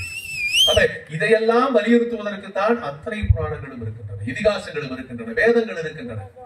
இன்னைக்கு பல பேர் இன்னைக்கு நம்முடைய நூற்றாண்டை கொண்டாடி கொண்டிருக்கிறோம். சிந்துவெளியினுடைய நூற்றாண்டை நேற்றைய தினம் கூட பெரியார் தமிழக தலைவரை ஆசிரியர் அவர்கள் நடத்தி இருக்கிறார்கள். நம்முடைய ஆய்வாளர் பெருமக்கள் நம்மால் என்ன நினைச்சிட்டு இருக்கிறாங்க, நம்ம தமிழ்நாட்டுக்குள்ளே நம்ம இல்ல நாம் இந்தியாவுடைய வடபகுதியிலே அதனுடைய வடமேற்கு பகுதியிலே இருக்கிற சிந்துவெளியிலே தொடங்கி கீழே இன்றைக்கு குமரியையும் தாண்டி இருக்கிற வரைக்கும் விரிந்து பறந்து வாழ்ந்த இனம் திராவிட பேரினம் என்பதை 100 ஆண்டுகளுக்கு முன்னால் இங்கே நிகழ்த்தப்பட்ட ஆய்வு சொல்லி இருக்கிறது. அதுக்கு முன்னாடி என்ன சொன்னா, வேத காலம் தான் உயரிய காலம் என்று சொன்னார்கள், வேத காலம் தான் இந்தியாவுடைய தொடக்கம் என்று சொன்னார்கள். ஆனால் முதல் முறையாக மண்ணை தோண்டி எடுத்ததற்கு பிறகுதான் சிந்துவெளியிலே இருக்கிற ஆய்வுகள் வேத காலத்தில் பார்ப்பனர்கள் உள்ளே நுழைவதற்கு முன்னாலேயே இங்கே ஒரு மிகப்பெரிய இனம் இருந்தது. அந்த இனம் நகர நாகரிகத்தில் இருந்தது. அவர்கள் கோட்டைகளை கட்டி வாழ்ந்தார்கள். இன்னைக்கு நம்ம ஊர்ல முனிசிபாலிட்டியில இப்பதானே நம்ம சாக்கடை போடுறோம். அது கார்பரேஷன் ஆகும் போதுதான் பாதாள சாக்கடை போடுறோம். 3500 ஆண்டுகளுக்கு முன்னால் தண்ணீர் வெளியேறுவதற்கும் கழிவுநீர் வெளியேறுவதற்கும் பாதாள சாக்கடை போட்டு நகரத்தை கட்டமைத்த ஒரு மிகப்பெரிய அறிவு சார்ந்த இடத்துக்கு சொந்தக்காரர்கள் நாம். அதனுடைய நீட்சியை தான் நாம் கீழடி வரைக்கும் பார்க்கிறோம். இதே பகுதியிலேயே நமக்கு பக்கத்திலேயே ஒரு மிக மயிலாடும்பாறை இதுதானே இருக்கு. ஒரு மிக முக்கியமான அகழாய்வு இங்கே நடந்து கொண்டிருக்கிறது. பல இடங்களிலே இப்படி தமிழ்நாடு முழுக்க தோண்டி எடுக்க முடிகிறது. இந்தியா முழுக்க நமக்கு தொடர்பு இருக்கிறது. அத்தனை இடங்களிலேயும் தமிழர்கள், திராவிட பேரினத்து மக்கள் வாழ்ந்திருக்கிறார்கள். அதனுடைய நீட்சியை நாம் காண முடிகிறது. இன்றைக்கு நாம் கொண்டாடுகிறோம். அதுக்கு முன்னாடி என்ன சொல்லிட்டு இருந்தா, நாங்க தான் உனக்கு எல்லாம் சொல்லிக் கொடுத்தோம்னா இல்லை என்பதை நாம் கண்டுபிடித்திருக்கிறோம். இப்படி நம்முடைய வரலாற்றை, நம்முடைய இடத்தினுடைய பெருமைகளை இந்த தலைவர்கள் தான் எடுத்துக் கொண்டு வந்து கொடுத்தார். திராவிட இயக்கம் தான் இந்த இனத்தை மீள கட்டமைத்து கொடுத்தது. இந்த இனம் படிப்பிலே, அறிவிலே உயர்ந்த இனம் என்பதை நம்முடைய தலைவர்கள் தான் மீட்டெடுத்துக் கொண்டு கொண்டார்கள். ஏன் இன்றைக்கு அவர்கள் எல்லாம் கொண்டாடுகிறோம்? அறிஞர் அண்ணா அவருடைய ஆட்சி காலத்தை பற்றி சொன்னார்களே, அறிஞர் அண்ணா அவர்கள் தந்தை பெரியாரிடமிருந்து பிரிந்து 18 ஆண்டுகள் நேரடியாக பேச்சுவார்த்தை இல்லாமல் இருந்த சூழலில் 1967ஆம் ஆண்டு ராஜாஜியையும் கூட்டணியில வைத்துக் கொண்டு திமுக அன்றைக்கு வெற்றி பெற்றதற்கு பிறகு ராஜாஜி நினைத்துக் கொண்டிருந்தார், நம்மகிட்ட தான் ஆட்சி பொறுப்பு வாங்குறது கொடுக்கறதுக்கு வருவாங்க, இப்பதானே புதுசா வந்திருக்கிறாங்க, இவங்களுக்கு எல்லாம் ஆட்சி நடத்த தெரியாது, அதனால முதலமைச்சராக கொஞ்ச நாள் நான் இருந்து அவங்களுக்கு எல்லாம் வழிகாட்டி அதுக்கு பிறகு உங்களுக்கு எப்படி ஆட்சி செய்யறதுன்னு கத்து கொடுக்குறேன் அப்படின்னு மெதுவா அவர் பேசி கொண்டிருந்த போது ராஜாஜி அப்படியே ஓர கட்டி விட்டு வண்டிய நேரா திருச்சிக்கு விடு, தந்தை பெரியாரை நான் பார்க்க வேண்டும், இந்த அரசு தந்தை பெரியாருக்கு காணிக்கை என்று பகுத்தறிவும் சுயமரியாதையும் உள்ள அரசாக இந்த அரசை உருவாக்குவேன் என்பதை செயல்முறைப்படுத்தி காட்டிய தந்தை பெரியாரின் தலைமகன் பேரறிஞர் அண்ணா. ஏன் இன்றைக்கு போட்டு 2 ஆண்டுகள் தான் அவர் ஆட்சி செய்து, 2 வருஷம் தான், இன்னைக்கு வரைக்கும் கதறான். பெரியார் பேரை கேட்டால், அண்ணா பெயரை கேட்டால் அத்தனை பேருக்கு அப்படியே கதறான. என்ன காரணம்? இந்த 2 ஆண்டுகளில் அவர் சாதித்திருக்கிற சாதனை. இந்த இனத்திற்கு, இந்த நாட்டிற்கு மெட்ராஸ் பிரசிடென்சி என்றும் மெட்ராஸ் ஸ்டேட் என்றும் அவர்கள் வைத்திருந்த பெயரை தமிழ்நாடு என்று பெயர் மாற்ற வேண்டும் என்று ஏறத்தாழ 20 ஆண்டுகளுக்கு மேலாக நடைபெற்றுக் கொண்டிருந்த போராட்டத்தை வைக்க கூடாது, வைக்க முடியாது, வைப்பதனால் நீங்கள் சாதிக்க போவது என்ன என்று பாராளுமன்றத்திலே கேள்வி கேட்டு நக்கல் அடித்துக் கொண்டிருந்தவர்கள் மத்தியில் 1967ஆம் ஆண்டு ஆட்சி பொறுப்பேற்றதற்கு பிறகு இந்த தமிழ்நாட்டிற்கு, தன்னுடைய தாய் நாட்டிற்கு, தன்னுடைய தாய்க்கு தமிழ்நாடு என்று பெயர் சூட்டிய பெருமை அறிஞர் அண்ணாவுக்கு உரியது. இந்தியா முழுக்க ஏராளமான நாடுகள் இருக்கின்றன. ஒரு மொழியின் பெயரால் இதுதான் தமிழ்நாடு என்று அறியப்படுகிறது. அதெல்லாம் பிரதேசமா இருக்கும், இந்த பகுதியில் இருக்கும். ஆந்திர பிரதேசம், மத்திய பிரதேசம், உத்தரப்பிரதேசம், அருணாச்சல பிரதேசம் எப்படி வேணா இருக்கலாம். ஆனால் இது தமிழ்நாடு என்று சொல்லுகிற வகையில் அழுத்த நிறுத்தமாக மனதிலே பதிய வைத்த பெருமை அறிஞர் அண்ணாவுக்கு. சுயமரியாதை திருமணத்திற்கு சட்ட வடிவம் 2 மொழிகள் தான் தமிழும் ஆங்கிலமும் மட்டும் இந்த தமிழ்நாட்டில் இருக்கும் 3வது ஒரு மொழிக்கு கட்டாயமாக திணிப்பதற்கு இங்கே இடமில்லை என்று அவர் ஆக்கிய அந்த பணிதான் இன்றைக்கும் அவர்களால் நுழைய முடியாமல் இருக்கிறது. இந்தியாவுடைய அரசியலமைப்பு சட்டம் ஏற்றுக்கொண்டிருக்கிற மொழிகளில் தமிழுக்கு தனியிடம் உண்டு. பல பேர் நினைப்பாங்க எப்படி இந்திய national language, Hindi national language கிடையாது, அது வெறும் official language. Indian official languages act என்று ஒன்று இருக்கிறது. அந்த ஆக்ட்ல என்ன இருக்குன்னா 2வது ஷரத்துல இந்தியாவில் ஹிந்தியும் ஆங்கிலமும் அலுவல் மொழிகளாக இருக்கும். பக்கத்துல ஒரு பிராக்கெட் இருக்கும், எக்ஸப்ட் தமிழ்நாடு. இந்திய அரசு ஏற்றுக்கொண்டிருக்கிறது, தமிழ்நாட்டில் மட்டும் இந்தியை நாங்கள் திணிக்க மாட்டோம். இப்படி ஒரு பாதுகாப்பு கேடயத்தை உருவாக்கிவிட்டு மறைந்து போனவர் தான் நம்முடைய பேரறிஞர் பெருந்தகை அண்ணா அவர்கள். அவர் சொன்னார், நான் போய்விடலாம், திராவிட முன்னேற்ற கழகத்தினுடைய ஆட்சி போய்விடலாம், யார் வேண்டுமானாலும் அடுத்த ஆட்சிக்கு வருபவர்களாக இருக்கலாம், ஆனால் யார் ஆட்சி செய்தாலும் தமிழ்நாடு என்கிற பெயர் இருக்கிறவரை அண்ணாதுரைதான் ஆட்சி செய்கிறான் என்று பொருள் என்று அன்றைக்கு சொன்னார். இன்றைக்கு வரைக்கும் அவருடைய ஆட்சி தான் நீண்டு கொண்டிருக்கிறது. ஒவ்வொரு தலைவர்களும் தடம் பதித்திருக்கிறார்கள். கல்வி வள்ளல் காமராஜர் அவர்களாக இருந்தாலும், அவர் காமராஜர் காங்கிரஸ்காரர் இல்ல, காங்கிரஸ்காரர் பல பேர் அப்படியே மனசுல நினைச்சிட்டு இருப்பாங்க. காங்கிரஸ்னா யார்? காங்கிரஸ்னா அவர் பெரியார் காங்கிரஸ், அவர் திராவிட காங்கிரஸ். கடைசி வரைக்கும் அங்கங்க வச்சிருப்பாங்க பாருங்க, ஸ்லீப்பர் செல்லுன்னு. தந்தை பெரியார் காங்கிரசுக்குள் வைத்திருந்த ஸ்லீப்பர் செல் கர்ம வீரர் காமராஜர். அவர் தன்னுடைய கொள்கைகளை உறுதியாக இருந்தார். தந்தை பெரியாரை இளமை காலத்திலே பார்த்து வளர்ந்தவர். ராஜாஜியை துரத்தி விட்டு கர்ம வீரர் காமராசரை தான் தந்தை பெரியார் முதலமைச்சராக ஆக்கி காட்டினார். எதற்காக ஆக்கி காட்டினார் என்பதை அடுத்த 10 ஆண்டுகள் அவர் நடத்திய ஆட்சி மிக தெளிவாக எடுத்து காட்டியது. அவருடைய ஆட்சி காலத்தில் தான் ராஜாஜியின் ஆட்சியிலே மூடப்பட்டிருந்து 6000 பள்ளிக்கூடங்களுக்கு பதிலாக 12,000 பள்ளிக்கூடங்களை திறந்து கல்வியை தமிழ்நாடு முழுக்க கொண்டு போய் சேர்த்த மாபெரும் தலைவர், கல்வி வள்ளல் என்று தந்தை பெரியாராலேயே போற்றப்பட்ட பெருந்தலைவர் காமராஜர். அவருடைய காலத்துல தொடக்க கல்வியினுடைய வளர்ச்சி, அதற்கடுத்து உயர்நிலை கல்வியினுடைய வளர்ச்சி நம்முடைய முதல்வர் கலைஞர்களுடைய ஆட்சி காலத்தில். இன்றைக்கு சமூக நீதிக்கான சரித்திர நாயகர் தளபதி மு க ஸ்டாலின் அவர்கள் இருக்கிறார்களே, அவர் சொல்லுகிறார், என்னுடைய ஆட்சி காலம் உயர் கல்விக்கான பொற்காலமாக அமைய வேண்டும். நம்முடைய பிள்ளைகள் பள்ளியில முடிச்சுட்டான், காலேஜ் முடிச்சுட்டான், மாஸ்டர் டிகிரி வந்துட்டான், டாக்டரா இன்ஜினியரா வந்துட்டான். இனிமே நம்முடைய இடம் உயர் கல்வியில இருக்கிறது.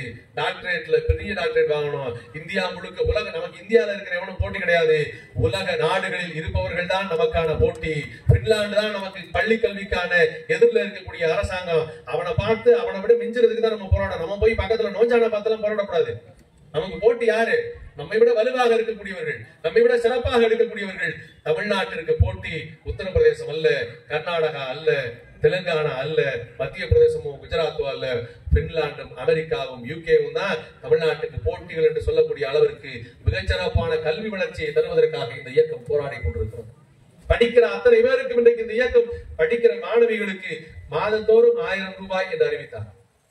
இன்றைக்கு கல்லூரி செல்லக்கூடிய மாணவர்களுக்கும் இந்த திட்டம் நீட்டிக்கப்பட்டிருக்கிறது. தமிழ் புதல்வன் என்று கொண்டாடுகிறோம், புதுவை பெண் என்று கொண்டாடுகிறோம். நான் முதல்வன் என்று நம்முடைய பிள்ளைகளை எல்லாம் முன்னேற்றி அவர்களை உயர் கல்வியிலே உயர்த்த வேண்டும் என்று இந்த அரசு போராடுகிறது. தமிழ்நாட்டிலேயே 2 பட்ஜெட் போடப்படும். ஒரு பட்ஜெட் பொது நிதி பட்ஜெட், இன்னொன்று விவசாயத்திற்கான பட்ஜெட். ஆனால் இந்த தனியாக போடுகிற விவசாய பட்ஜெட்டை விட அதிகமான அளவு நிதி ஒதுக்கப்படுகிற துறையாக பள்ளிக்கல்வித்துறை மட்டும் இருக்கிறது. ஏறத்தாழ 34,000 கோடி ரூபாய் பள்ளிக்கல்வித்துறைக்கு மட்டும் ஒதுக்கப்படுகிறது. அவ்வளவு தூரம் போராடுறது எதுக்காக? உங்களுடைய பிள்ளைகள் படிக்க வேண்டும், அறிவு பெற வேண்டும், நாளைக்கு அவர்களை கல்விதான் உயர்த்தும் என்பதை வலியுறுத்துவதற்காக. அன்றைய காலத்துல ஒரு காணொலி நீங்க பார்த்திருக்கலாம். கென்னித்ராஜ் அன்பு என்கிற ஒரு தொழில் முனைவோர், மிக இளைஞர், 30 வயதுகளில் இருக்கக்கூடியவர். அவருடைய தந்தையார் அன்றாடம் மனித கழிவுகளை அகற்றுகிற பணியிலே ஈடுபட்டுக் கொண்டிருந்தவர். அந்த பேட்டியை நீங்கள் பார்த்தால் உங்களுடைய கண்கள் கலங்கி போகும். மனித கழிவுகளை அகற்றி, சாலையிலே குப்பைகளை அகற்றி கொண்டிருந்த, வேலை பார்ப்பதற்கு ஏதாவது ஒன்று வேலை வேண்டும் என்று தூய்மை பணியாளராக இருந்த ஒரு அன்புடைய மகன் கென்னித்ராஜ் இன்றைக்கு ஒரு மிகப்பெரிய ஆர்டிபிஷியல் இன்டெலிஜென்ஸ் ரோபோட்டிக்ஸ் கம்பெனியினுடைய சிஇஓவாக இருக்கிறார்.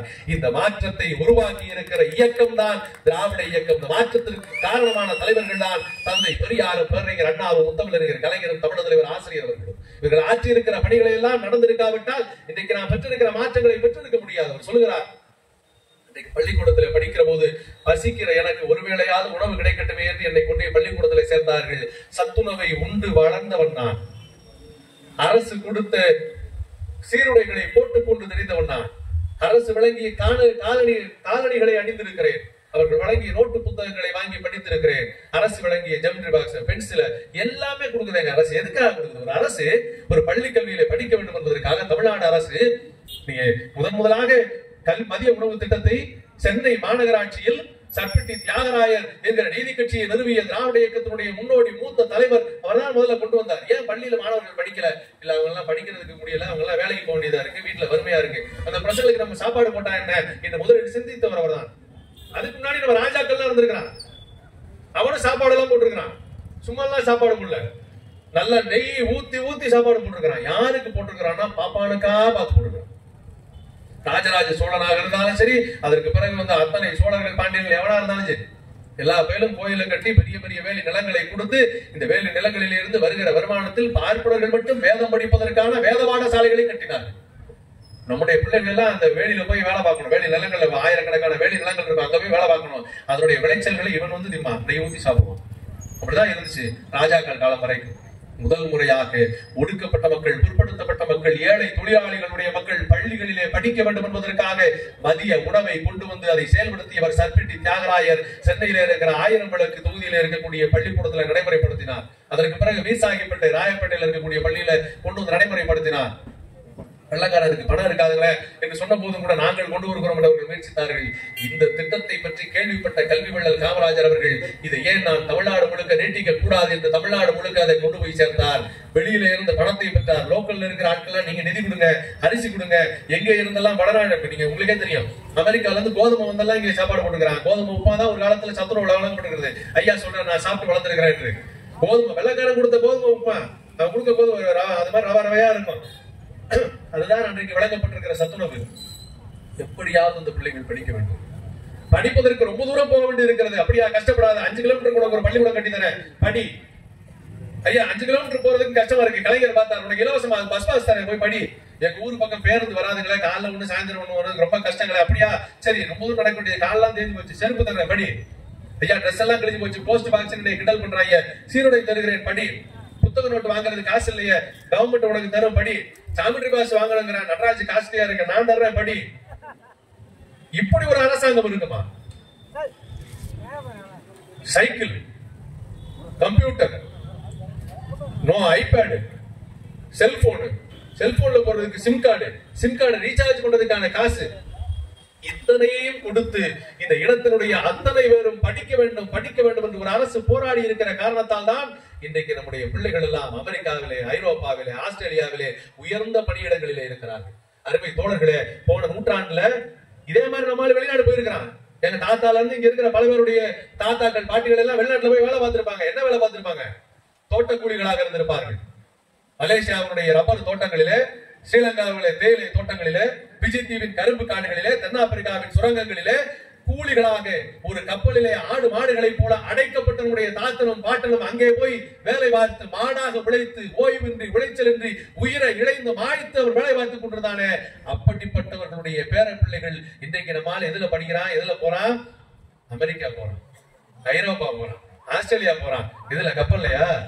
பிளைட்ல போறான். அதுல எக்கானமி கிளாஸ்ல இல்ல, பிசினஸ் கிளாஸ்ல போகக்கூடிய அளவிற்கு இந்த இடம் உயர்த்தப்பட்டிருக்கிறது என்றால் அதற்கான அடித்தளத்தை விதைத்தது திராவிட இயக்கம் தோழர்களே. இன்னைக்கு தமிழும் ஆங்கிலமும் மட்டும் இந்த மாநிலத்தில் இருக்கிறது என்கிற காரணத்தால் தான் இந்தியா முழுக்க இருக்கக்கூடிய பல மாநிலத்துக்காரன் அமெரிக்கால போயிருக்கிறான். முதல்ல யாரு போனா? குஜராத்தி தான் போனான். அங்க போய் டெக்ஸ்டைல் கடை வச்சான். பஞ்சாபி போனாரு, அங்க போய் தாபா கடை வச்சான். ஆனா தமிழன் தான் போய் இங்க எல்லாம் வாங்குறதுக்கு சாப்பிடுறதுக்கு தம்பான அளவுல இன்னைக்கு நம்முடைய இளைஞர்கள் போயிருக்கிறார்கள். அமெரிக்காவுக்கு நம்முடைய முதலமைச்சர் போனா ஆயிரக்கணக்கான மக்கள் கூடி நின்று நம்முடைய முதலமைச்சரை வரவேற்கிறார்களே. இவெல்லாம் இங்க இருந்து காசு கொடுத்து கூட்டு போனோம். நான் மோடி மாதிரி, மோடி தான் போற நாட்டுகள்லாம் இந்த கரகாட்டக்கார படத்துல ஒரு காமெடி வரும், செந்தில வந்து பாராட்டுறதுக்காகவே ஒரு ஆள் வருவார். ஆடாடாடா இவங்க ஊதுறதையும் அந்த பொண்ணு ஆடுறதையும் பார்த்தா தில்லானா போனா போல சிவாஜியை பத்மினியை பார்த்த மாதிரி. நீ சிவாஜி பத்மினியை நேரில் பார்த்திருக்கியா? கவுண்ட் பண்ணி கேட்பாரு. ரொம்ப அந்த காமெடி காட்சி இருக்கு. பதில் சொல்லுவாரு, அது ஒண்ணுல தம்பி, இவன் தான் தம்பி ஊருக்கு ஆட்டம் நடக்கிற ஊருக்கெல்லாம் 10 ரூபா தர்றேன், என்னை புகழ்ந்து பேசு, அதுவும் இந்த தமிழ்காரன் காதுல இருக்கிற மாதிரி புகழ்ந்து பேசு, அப்படி காசு கொடுத்து கூட்டம். இந்த செந்தில் வேலையத்தான் இந்தியாவுடைய பிரதமராக இருக்கிற நரேந்திர மோடி செய்து கொண்டிருக்கிறார். இங்க இருந்து ஆளை கூட்டு போய் ட்ரம்ஸ் அடிக்கிறதுக்கு நீங்க ஆளை கூட்டு போயிருக்கிறாங்க. அங்க இருக்கிறவர்கள் ட்ரம்ஸ் அடித்து வரவேற்றார்கள் அப்படிங்கிறான். அந்த ட்ரம்ஸ்ல போட்டோ பிடிச்சு போடுறாங்க. நம்ம ஊர்ல நம்ம பக்கத்து மாநிலத்துல இருந்து எடுத்த போட்டோ அதுல போன் நம்பரோட இருக்கு. நம்ம அடிச்சிருப்போம் பாருங்க, பறையில எழுதி வச்சிருப்போம்ல அடுத்த ஆர்டருக்கு கூப்பிடுறதுக்கு, அது மாதிரி ட்ரம்ஸ்ல எழுதி வச்சிருக்கான். இங்க இருந்து பிளைட்ல மோடி போடுவதற்கு 4 நாட்களுக்கு முன்னாடியே ஆளுகளை கூட்டு போய் ஊர்லாம் சுத்தி காட்டுறேன்னு சுத்தி காட்டிட்டு மோடி வரும்போது அங்க மோடிஜி மோடிஜி மோடிஜின்னு கத்த வச்சுட்டு திருப்பி கூட்டு வந்துட வேண்டியது. இதெல்லாம் யாருடைய செலவு? நம்முடைய வரி பணம், நம்ம கிட்ட இருந்து வாங்குற வரி பணம். இந்த ஒரு அம்மா வருது, அண்ணாமலை போனதுல இருந்து அடிக்கடி இந்த அம்மா வந்துட்டு இருக்கு தமிழ்நாட்டுக்கு. நறுக்கனை கேட்கறதுக்கு நம்ம ஆளுக்கு தாங்க தைரியம் இருக்கு. நிர்மலான்னு ஒரு அம்மா வச்சு பாருங்க, அந்த அம்மாவுக்கு கேட்கறதுக்கு பின்னாடி வர்றேன். அப்ப இப்படி அல்ல, உலகம் முழுக்க இயல்பாகவே இன்னைக்கு ஜப்பானுக்கு சென்று இருக்கிறோம். தமிழக தலைவருடைய ஆசிரியர் அவர்கள் இந்த 2 பேருடைய விழாக்களை இங்க மட்டும் கொண்டாடணும்னு நினைக்காதீங்க. செப்டம்பர் 15ஆம் தேதி தந்தை பெரியார் அறிஞர் அண்ணா அவருடைய பிறந்த நாள் விழாவை ஜப்பான் தலைநகர் டோக்கியோவிலே தமிழர்கள் மத்தியிலே கொண்டாடி விட்டு வந்திருக்கிறோம். தமிழக தலைவர் ஐயா ஆசிரியர்களை அழைத்து, ஐயா உங்களுடைய உழைப்பால் பலன் பெற்றவர்கள், உங்களுடைய உழைப்பால் படித்து முன்னேறியவர்கள், இன்றைக்கு நாங்கள் நன்றாக இருக்கிறோம், எங்களை உருவாக்கிய நீங்கள் பார்த்து மகிழுங்கள் என்று வீடு வீடாக அழைத்து சென்று அவருக்கு விருந்து சமைத்து அவரை மகிழ்வித்து அனுப்பி இருக்கிறார்கள். காரணம், அவ்வளவு பெரிய வளர்ச்சிக்கு இந்த தலைவர்கள் தான் காரணம். உலகம் முழுக்க நடந்திருக்கிறது. யூகேல நடந்திருக்கு, ஆஸ்திரேலியாவில் நடந்திருக்கு, அமெரிக்காவில் நடந்திருக்கு. ரன் ஃபார் பெரியார் என்று அமெரிக்காவுடைய அனைத்து மாநிலங்களிலேயும் பெரியாருடைய பிறந்த நாளை ஒட்டி அங்கே பெரிய அளவிற்கு மேரத்தான் நடத்தி கொண்டிருக்கிறார்கள். இவ்வளவும் நமக்கு இருக்கிற நன்றி உணர்ச்சியுடைய அடையாளம். ஆனால் இதையெல்லாம் ஒழிக்க வேண்டும் என்பதற்காகத்தான் பல ரூபங்களிலே அவர்கள் தொடர்ச்சியாக சூழ்ச்சி செய்து கொண்டிருக்கிறார்கள். இங்கே மீண்டும் ஜாதி பிரச்சனைகளை உருவாக்க வேண்டும் என்று துணிந்து கொண்டிருக்கிறார்கள். மத உணர்வை இங்கே கொண்டு வர வேண்டும் என்று அவர்கள் முயற்சித்துக் கொண்டிருக்கிறார்கள். நம்முடைய மக்களை நம்முடைய நாட்டிலேயே விரட்டலாம் என்கிற துணிச்சல் அவர்களுக்கு ஆட்சியில் இருக்கிற காரணத்தால் வந்திருக்கிறது. அப்படி நடந்ததுதான் கடந்த சில நாட்களுக்கு முன்னே நம்மையார் நிர்மலா சீதாராமன் இந்தியாவுடைய நிதியமைச்சர் இருக்கிறாரே, அவர் கோயம்புத்தூர்ல கேட்கிற போது ஒரு தொழிலதிபர் இருந்து கேள்வி கேட்டால் அந்த தொழிலதிபரை கூப்பிட்டு மிரட்டுறான். சாதாரண பண்ணு மேட்டர், ஒரு பண்ணு கிரீம் பண்ணா இருந்தா எவ்வளவு டாக்ஸ் ஏறுது, இதான் பிரச்சனை. இந்த பிரச்சனையை அவர் பேசியதற்காக அது உடனே வைரல் ஆயிடுச்சு, கூப்பிட்டு மன்னிப்பு கேட்க வைக்கிறான். எந்த பார்ப்பானாவது இப்படி கேள்வி கேட்டான் என்பதற்காக அழைத்து மன்னிப்பு கேட்க வைத்திருக்கிறார்களா? ஒரு சூத்திரங்கிறதுனாலதான் நீ பண்ற, நம்ம நினைச்சிட்டு இருக்கிறான் சூத்திரம்னா நான் இல்லைங்க நான் கொஞ்சம் மேல் ஜாதி அப்படின்னு. எவனா இருந்தாலும் பாப்பான கீழே தானே கூப்பிட்டு வச்சு காமிச்சிருக்கானே. திருப்பதி லட்டு பற்றி ஒரு வீடியோ போட்டா மிரட்டி தூக்கணும் நினைக்கிறானே. பரிதாபங்கள் நேற்று ஒரு வீடியோ போட்டாங்க, நல்லா வச்சு செஞ்சிருக்கிறாங்க, நல்லா கேள்வி கேட்டிருக்கிறாங்க. பல பேர் தொட்டு வருகிற காரணத்தால் நாங்க அந்த லட்டை சாப்பிடுறது இல்ல என்று ஒரு பார்ப்பன பெண்மணி பேட்டி கொடுக்குறாரு. நாங்கெல்லாம் திருப்பதி லட்டு சாப்பிடுறது இல்லைங்க, யார் யார் கைப்பட்டோ வருது, அதனால நான் தீட்டா இருக்கிறதுக்கான சாப்பிடுறது இல்லைன்னு சொல்லுது. யோசிச்சு பாருங்க, இன்றைக்கும் இப்ப அந்த அம்மையார் மேல தீண்டாமை வழக்கு போட வேண்டாமா? பல பேர் கைப்பட்டு வருகிறதுனால நான் சாப்பிட மாட்டேன்னா எங்களுக்கு ஒன்றும் கவலையே கிடையாது. மயிலாப்பூர்லயும் நங்கநல்லூர்லயும் திருவள்ளிக்கணிலையும் இருக்கிற வீட்டெல்லாம் இடிச்சுட்டு வயலாக்கு, நீயே நாத்து நடு, நீயே களைபறி, நீயே விவசாயம் பண்ணு, உரம் போடு, இயற்கை உரம் சாணியை கரைச்சி நீயே ஊத்து, நீயே அறுத்து கலந்து விட்டு கொண்டு வந்து அதுக்கு பிறகு அரிசியாக்கி சாப்பிடு. இது அத்தனை ஏன் தமிழன் செய்யறது இல்ல? அவ்வளவு சூடு சொரண ரோசம்லாம் இருந்துச்சுன்னா, அவ்வளவு தீட்டு பாக்குற ஆளா இருந்துச்சுன்னா, யாருக்கையும் படாம வரணும்னு நினைச்சா நீயா விளைவிச்சு சாப்பிடு. நாங்க உழைச்சு கொடுக்கறதுல பச்சரிசியா வேணும்னு மக்களே வாங்கி திங்கிற. எங்கால மாடு வளர்க்கறான், ஏன் எங்கால மாடு வளர்க்கறான், அவன் சாணி எல்லாம் அவன் மூத்திரம் பசு மூத்திரம் வச்சுன்னா அந்த இடத்த அவன் கிளீன் பண்றான், பால் கறந்து வச்சா அதுல இருந்து அதுக்கு பிறகு அதுல நெய் செஞ்சா அந்த நெய்யை ஊத்தி ஊத்தி திங்கிறது உனக்கு தெரியுது இல்ல?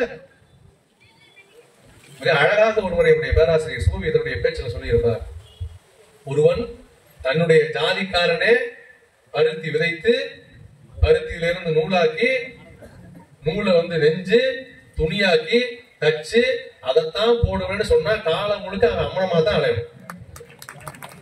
இந்தியா முழுக்க உலகம் முழுக்க அனைத்து தரப்பு மனிதர்களுடைய உழைப்பினால் தான் ஒவ்வொருவரும் வெவ்வேறு பணிகளை செய்து கொண்டிருக்கிறோம்.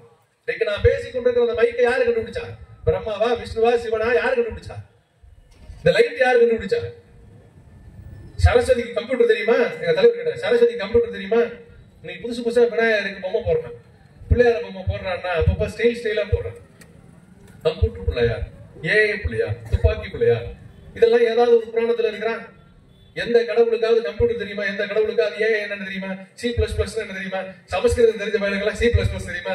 நீங்க நம்ம உள்ள படிச்சிருக்க. இதையெல்லாம் இன்னைக்கு வரைக்கும் வச்சு ஏமாத்திட்டு இருக்காங்க.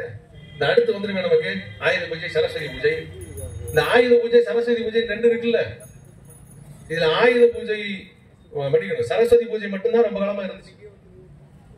ஆயுத பூஜைன்னு ஏன் ஒண்ணு வருதுன்னா, படிக்க முடிஞ்சவன் சரஸ்வதி பூஜை பண்ணுவான், படிக்காம இருக்கிற நம்மால போய் கேட்டுருக்கான், சாமி நான் என்ன பண்றது அப்படின்னு.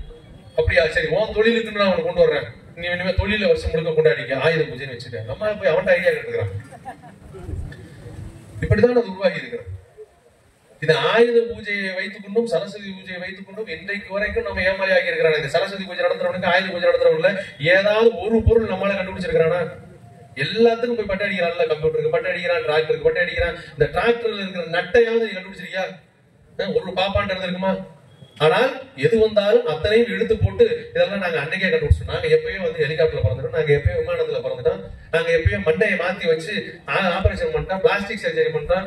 அறிவியலாளர் மாநாட்டுல போய் இந்த பிரதமர் மோடி உட்காந்துக்கிட்டு நாங்கள் எப்போதும் உறுப்பு மாற்ற அறுவை சிகிச்சைகளாம் செய்து விட்டோம் அப்படின்னு அவங்க ரொம்ப ஆச்சரியம். ஆக ஏதோ பெரிய பழைய வரலாற்றை எடுத்து சொல்லுகிறார், சுசுறுதரை செஞ்ச ஆபரேஷனை பத்தி பேச போறாங்க இருக்கு அப்படின்னா, இல்ல நாங்க வந்து அந்த காலத்திலேயே எங்க பிள்ளையாருக்கு ஒரு எங்க அம்மா பார்வதி குடிச்சிட்டு இருக்கும்போது வாசல்ல வந்து ஓப்பன் டோர், கதவு கிடையாது, வாசல்ல நின்று குளிப்பாட்டுறதுக்குன்னு ஒரு காவல் காக்கிறதுக்கு ஒரு ஆள் வேணுங்கிறதுக்காக திடீர்னு என்ன சுத்தி முத்து பார்த்துச்சு, யாருமே ஆள் இல்லை. சரி இருக்கிற அழுக்கள் எல்லாம் சொரிஞ்சு உருட்டி பிசைஞ்சு ஒரு உருவமாக்கி அதுக்கு உசு கொடுத்து, அவ்வளவு அழுகுது, உசு கொடுத்து ஒரு பையனை நிப்பாட்டிட்டு நீ பாத்துக்கப்பா நான் போய் உள்ள போய் குடிச்சு வரேன் நம்ம சொல்லிட்டு போனுச்சு. சிவன் வந்தாரு, என்னடா நான் உள்ள போகணும்னாரு. இல்ல எங்க அம்மா குடிச்சிட்டு இருக்காங்க. அந்த ஆளு 2 சந்தேகம், உள்ள விட மாட்டேங்கிறான். திடீர்னு வந்து ஏன் உள்ள எனக்கு பொட்டாட்டியோட பிள்ளைங்கிறான். இந்த டவுட் வேற அந்த ஆளுக்கு. யாரா நீ ஒரே சீவு தலையை சீவிட்டு போயிட்டாரு. முக்கண்ணு முக்காலமும் உணர்ந்தவருக்கு கொஞ்ச நேரத்துக்கு முன்னாடி நம்ம பொண்டாட்டி அழுக்குல இருந்து வந்ததுன்னு தெரிஞ்சிருக்கணுமா வேணாமா? தலையை வெட்டிவிட்டாரு, செத்து போய் உள்ள போய் பாத்துருக்கேன். என்ன நீ ஆள் இல்லாம உள்ள வந்து நிக்கிறேன் அந்த அம்மா கேள்வி கேட்டு இல்ல வாசல்ல ஒரு பேர் இருந்தா தலையை சீவிட்டு நான் உள்ள விட்டேன். ஆத்தாடி அது என் புள்ள நான் பெற்று வளர்த்தவனாச்சே, என்ன இப்படி பண்ணி விட்டேன் அப்படின்னதுக்கு அப்புறம் வெளியில போய் தேடி எப்பாடு விட்டா நீ உயிர் கொடுத்தே ஆகணும். போய் பார்த்தா தலையை காணும். அப்புறம் போய் வடக்குல போய் இந்த பக்கம் போங்கடா, போய் ஏதாவது தலை வச்சுனா வெட்டிட்டு வாங்கினா யானை தலையை வெட்டிட்டு வந்தா இத்தனோன்னு சின்ன புள்ள கழுத்துக்கு இவ்வளவு பெரிய யானை தலையை கொண்டு வந்து ஒட்டி வச்சு அதுதான் பிளாஸ்டிக் சர்ஜரின்னு அந்த ஆளு பேசின உடனே அறிவியல் மாநாட்டுல கலந்துட்டு இருந்தோம்னா அடுத்த பிளைட்டை பிடிச்சி விளையாட்டு போயிட்டாங்க. இவையோட உட்கார்ந்து இருந்தோம்னா இருக்கிற அறிவையும் மலைக்கடிச்சு போவாங்க. ஒருத்தர் வரவே இல்லைங்க, தமிழ் இந்தியாக்காரரு வெங்கட்ராமன் என்று பேர், நோபல் பரிசு பெற்ற அறிஞர். அவரும் பிறப்பால் பார்ப்பனதான் இருக்கட்டும். ஆனால் அவர் சொல்லுகிறார் அது மாநாடானது, அறிவியல் மாநாட்டில் வந்து அஞ்ஞானத்தை பேசிக் கொண்டிருக்கிறார்கள், இந்த மாநாட்டில் நான் பங்கேற்க மாட்டேன் என்று புறக்கணித்திருக்கிறார். ஊரு ஃபுல்லா போய் மானத்தை வாங்கிட்டு இருக்கிறாங்க. இப்படி மனத்தனத்தை இன்றைக்கு நிறுவ வேண்டும் என்று அவர்கள் துடித்துக் கொண்டிருக்கிறார்கள். நடக்கிற அத்தனை பண்டிகைகள் பூஜைகள் எல்லாத்தையும் யோசிச்சு பாருங்க. இந்த ஆயுத பூஜையில தான் நம்ம கேட்பாங்க எல்லாத்துக்கும் பூஜை பொருள் இல்லை. உங்க எளிமையான கேள்வி இங்க கூட பல சமயம் நம்ம தோழர்கள் கேட்டிருப்பாங்க. திருப்பி நினைவுட்டு வருகிறேன். ஆயுத பூஜைக்கு எல்லாத்துக்கும் நம்ம பூஜை போடுவோம், கடைக்கு பூஜை போடுவோம், பாய்லருக்கு பூஜை போடுவோம். பாய்லர் யாருக்கு கண்டுபிடிச்சா தெரியாது, பாய்லருக்கு பட்டையா அடிச்சு. நல்ல வேலை பாய்லர் சுட்டு இருக்கும்போது அடிக்கல, அப்ப தெரிஞ்சிருக்கு ஆயுத பூஜையுடைய பலன் என்ன அப்படின்னு. நம்ம காவல்துறை அதிகாரிகள் இருக்கிற துப்பாக்கிகள்லாம் படையல் போட்டு அந்த துப்பாக்கிகள் பல நாளா தூக்குனதே கிடையாது, அதுன்னு துருபிடிச்சு கிடையாது. இருந்தாலும் அதுக்கெல்லாம் ஒரு படையலை போட்டு அதுக்கு அதே மாதிரி நம்ம ஈபியில இருக்கிற ஆட்கள்லாம் ஒவ்வொரு இடத்துல இருக்கிறவங்க இந்த கருவியில எது உன்னையாவது உன்னுடைய கடவுள் கண்டுபிடித்து கொடுத்திருக்கிறதா, உன்னுடைய இதிகாசம் புராணம் வேத எல்லாம் எதை வேணா எடுத்து வச்சுக்க, எது ஒண்ணுலையாவது கரண்ட் கம்பி லைட்டு மைக்கு கம்ப்யூட்டரு தளவாடங்கள் ஏதாவது பத்தி செய்தி இருக்கா?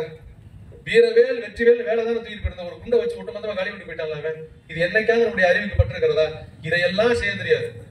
ஆனால் இதெல்லாம் வச்சு பூஜை பண்ண நம்ம ஆள் செய்வோம். அவன் மால் கேட்டாங்க. சரி எல்லாரும் பூஜை செய்யற ரைட்டு, இந்த தீயணைப்பு நிலையத்துல வச்சு வண்டிக்கு பூஜை செய்யறாங்களே எதுக்காக? கடையில வந்து பூஜை செய்யறாங்க, அண்ணன் பேக்கரி வச்சிருக்கிறாரு, டீ கடையில பாய்லர் பூஜை பண்ணான்னு வச்சு எதுக்காக? நம்ம கடைக்கு நிறைய பேர் வரணும், இந்த பாய்லர்லயே நான் நிறைய பேருக்கு டீ போட்டு கொடுக்கணும், எல்லாரும் சாப்பிட்டு காசு கொடுக்கணும். தீயணைப்பு நிலையத்துல வண்டிக்கெல்லாம் அடிக்கிறாங்களே எதுக்கு? இந்த ஊர்ல நிறைய இடத்துல தீ பத்திக்கணும், நாங்க இதே போஸ் பைப் எடுத்துக்கொண்டு அதுக்கெல்லாம் அடிக்கணும். நம்ம இதுல காவல்துறையில வந்து இருக்கிற துப்பாக்கிகள் லத்திக்க மக்கள் அடிக்கிறாங்க. இந்த ஊர்ல நிறைய பேர் திருட்டு பண்ணணும், எல்லா பேரும் நான் துப்பாக்கி எடுத்து வச்சுட்டு போடணும், இருக்கிற லத்தியெல்லாம் வச்சு முட்டியை பார்க்கணும். கொஞ்சமாவது யோசிக்க வேணாமா? ஆனா இன்றைக்கு கொண்டாடி வெக்கமில்லாம நம்ம கொண்டாடுறோம், அனைத்துக்கும் ஆயுத பூஜையை கொடுக்கிறோம். இப்படிப்பட்ட மோசடிகளை மூடத்தனங்களை இன்றைக்கும் நம்ப வைத்துக் கொண்டிருக்கிறார்களே தோழர்களே. ஏன் எங்களுக்கு ஏன் வழி ஏற்படுது? இவ்வளவு கல்வியை வழங்கி இருக்கிறார்கள். நம்முடைய ஒவ்வொரு நாளும் இந்த கல்விக்காக நாம் பட்டிருக்கிற பாடு போராட்டம் கொஞ்சம் நஞ்சம் இல்லை. இன்றைக்கு வரைக்கும் மருத்துவ கல்லூரியில நம்முடைய பிள்ளைகள் படிக்க வேண்டும் என்பதற்காக கடுமையாக போராடி நம்முடைய மருத்துவக் கல்லூரிகளை மாவட்டந்தோறும் உருவாக்கி இருக்கிறோம். வருகிற வரையிலே எனக்கு காட்டினார்கள், ஐயா இந்தாங்க எங்க மாவட்டத்தில் இருக்க பொறியியல் கல்லூரி என்று எனக்கு காட்டினார்கள். ஒவ்வொரு மாவட்டத்திலேயும் அரசு பொறியியல் கல்லூரி இருக்கிறது. ஒவ்வொரு மாவட்டத்திலேயும் அரசு மருத்துவக் கல்லூரி இருக்கிறது, கலைக்கல்லூரிகள் இருக்கின்றன. இவ்வளவு தூரம் வளர்த்திருக்கிறோமே, இந்தியாவிலே வேறு எங்கும் இல்லை தோழர்களே. தமிழ்நாட்டில் தான் அத்தனை பல்கலைக்கழகங்கள் துறைவாரியாக இருக்கின்றன. இந்தியா முழுக்க பல்கலைக்கழகம் இருக்கு. ஒரு பல்கலைக்கழகத்துல எல்லாம் சேர்ந்து கிடக்கும். ஆனா தமிழ்நாட்டில் தான் மருத்துவத்திற்கு ஒரு பல்கலைக்கழகம், சட்டத்திற்கு ஒரு பல்கலைக்கழகம், பொறியியலுக்கு ஒரு பல்கலைக்கழகம், கால்நடை வளர்ப்புக்கு ஒரு பல்கலைக்கழகம், வேளாண்மைக்கு ஒரு பல்கலைக்கழகம், மீன் வளர்ப்புக்கு ஒரு பல்கலைக்கழகம், பட்டியலிட்டுக் கொண்டே போகலாம். அவ்வளவு கவிக்கலைக்கு ஒரு பல்கலைக்கழகம். அத்தனை பல்கலைக்கழகங்களை உருவாக்கி தமிழ்நாட்டுடைய மாணவர்கள் படித்து அறிவு செழிக்க வேண்டும் என்பதற்காக இவ்வளவு போராடி கொண்டிருக்கிறோம். இத்தனை போராட்டத்திற்கு பிறகு அதுக்குள்ள மூட நம்பிக்கை கொண்டு வந்து திரைக்கணும், அதுக்குள்ள நம்முடைய மாணவர்களை பாழாக்கணும், அவருடைய கல்வியை ஒழிக்க வேண்டும் என்பதற்காக அவர்கள் தொடர்ச்சியாக சதி செய்து கொண்டிருக்கிறார்களே, அன்றாட போராடி கொண்டிருக்கிறோம். இவ்வளவு மருத்துவக் கல்லூரிகளையும் நம்ம பிள்ளைகள் படிக்கணும்னு நீட் என்று ஒன்றை கொண்டு வந்து அந்த நீட்டின் வாயிலாக நம்முடைய பிள்ளைகள் படிப்பதை தடுத்துக் கொண்டிருக்கிறார்கள். ஏழை எளிய மாணவர்கள் கல்லூரிகளுக்குள்ளே நுழைய முடியாது என்கிற நிலையை உருவாக்க வேண்டும் என்பதற்காக தேசிய கல்விக் கொள்கை என்பதை கொண்டு வருகிறார்கள். இதற்கு எதிராக நாம் போராடி கொண்டிருக்கிறோம். எந்த ஒரு நாளாவது ஒரு பார்ப்பானாவது இதற்கு எதிராக போராடி இருப்பார்களா? RSS பிஜேபியோ என்றைக்காவது நமக்கான இடஒதுக்கீட்டுக்காக போராடி இருப்பார்களா? காலங்காலமாக நாம் தானே போராடி கொண்டிருக்கிறோம். நம்முடைய பிள்ளைகளுடைய கல்விக்காக போராடுகிறோமே. இந்துக்களுடைய கல்வி பாதிக்கப்படுகிறது என்று என்றைக்காவது இந்து முன்னணியோ, இந்து மக்கள் கட்சியோ, RSS பிஜேபியோ போராட்டம் நடத்தி இருக்கிறதா? அவர்களுக்கு நாம் படிக்க கூடாது. கடைசி வரைக்கும் அடியாளாவே தெரியும்.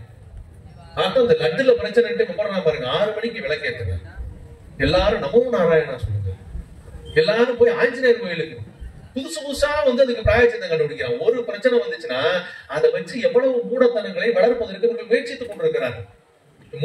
நம்முடைய மூடத்தனம் தானே அவனுக்கெல்லாம் முதலீடு. மயிலாடுதுறையில ஒரு ஜோசியர் டிவியில பார்த்தேன், IBC தமிழ் ஒரு டிவியில போட்டார். பரிகார ஜோதிடர் அப்படின்னு அவருடைய ஸ்பெஷலிஸ்ட். நீங்க டாக்டர் போனீங்கன்னா ENT ஸ்பெஷலிஸ்ட், கார்டியோ ஸ்பெஷலிஸ்ட் அப்படிலாம் இருக்கிற மாதிரி அவர் பரிகார ஜோதிடர்.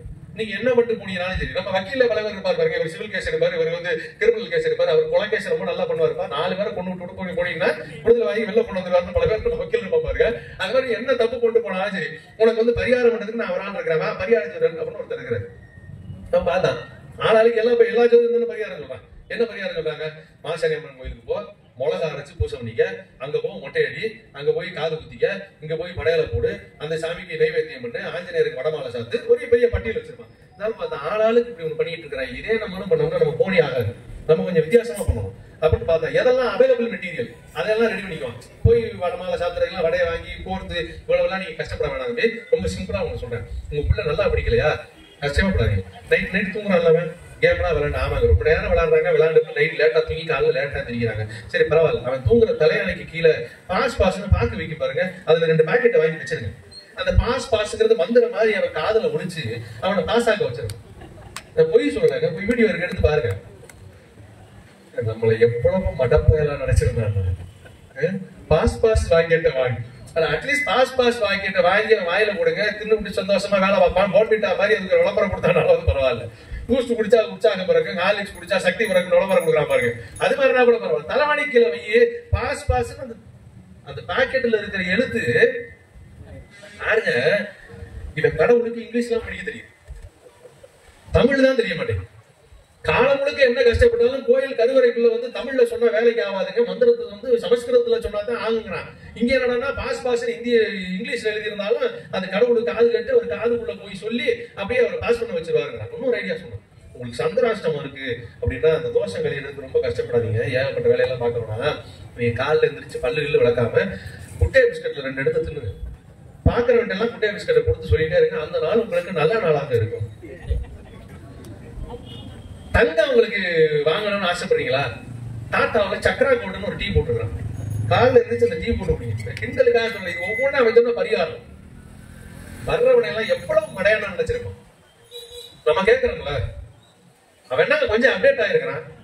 வடமாலை சாப்பிட்டா நடக்கும் நீங்க நம்புறீங்க, அவன் குட்டையா சாப்பிட்டா நடக்கும்னு சொல்றான். அவ்வளவுதான வித்தியாசம். மத்த ஜோசியக்காரனுக்கு இவனுக்கு பெரிய வித்தியாசம்.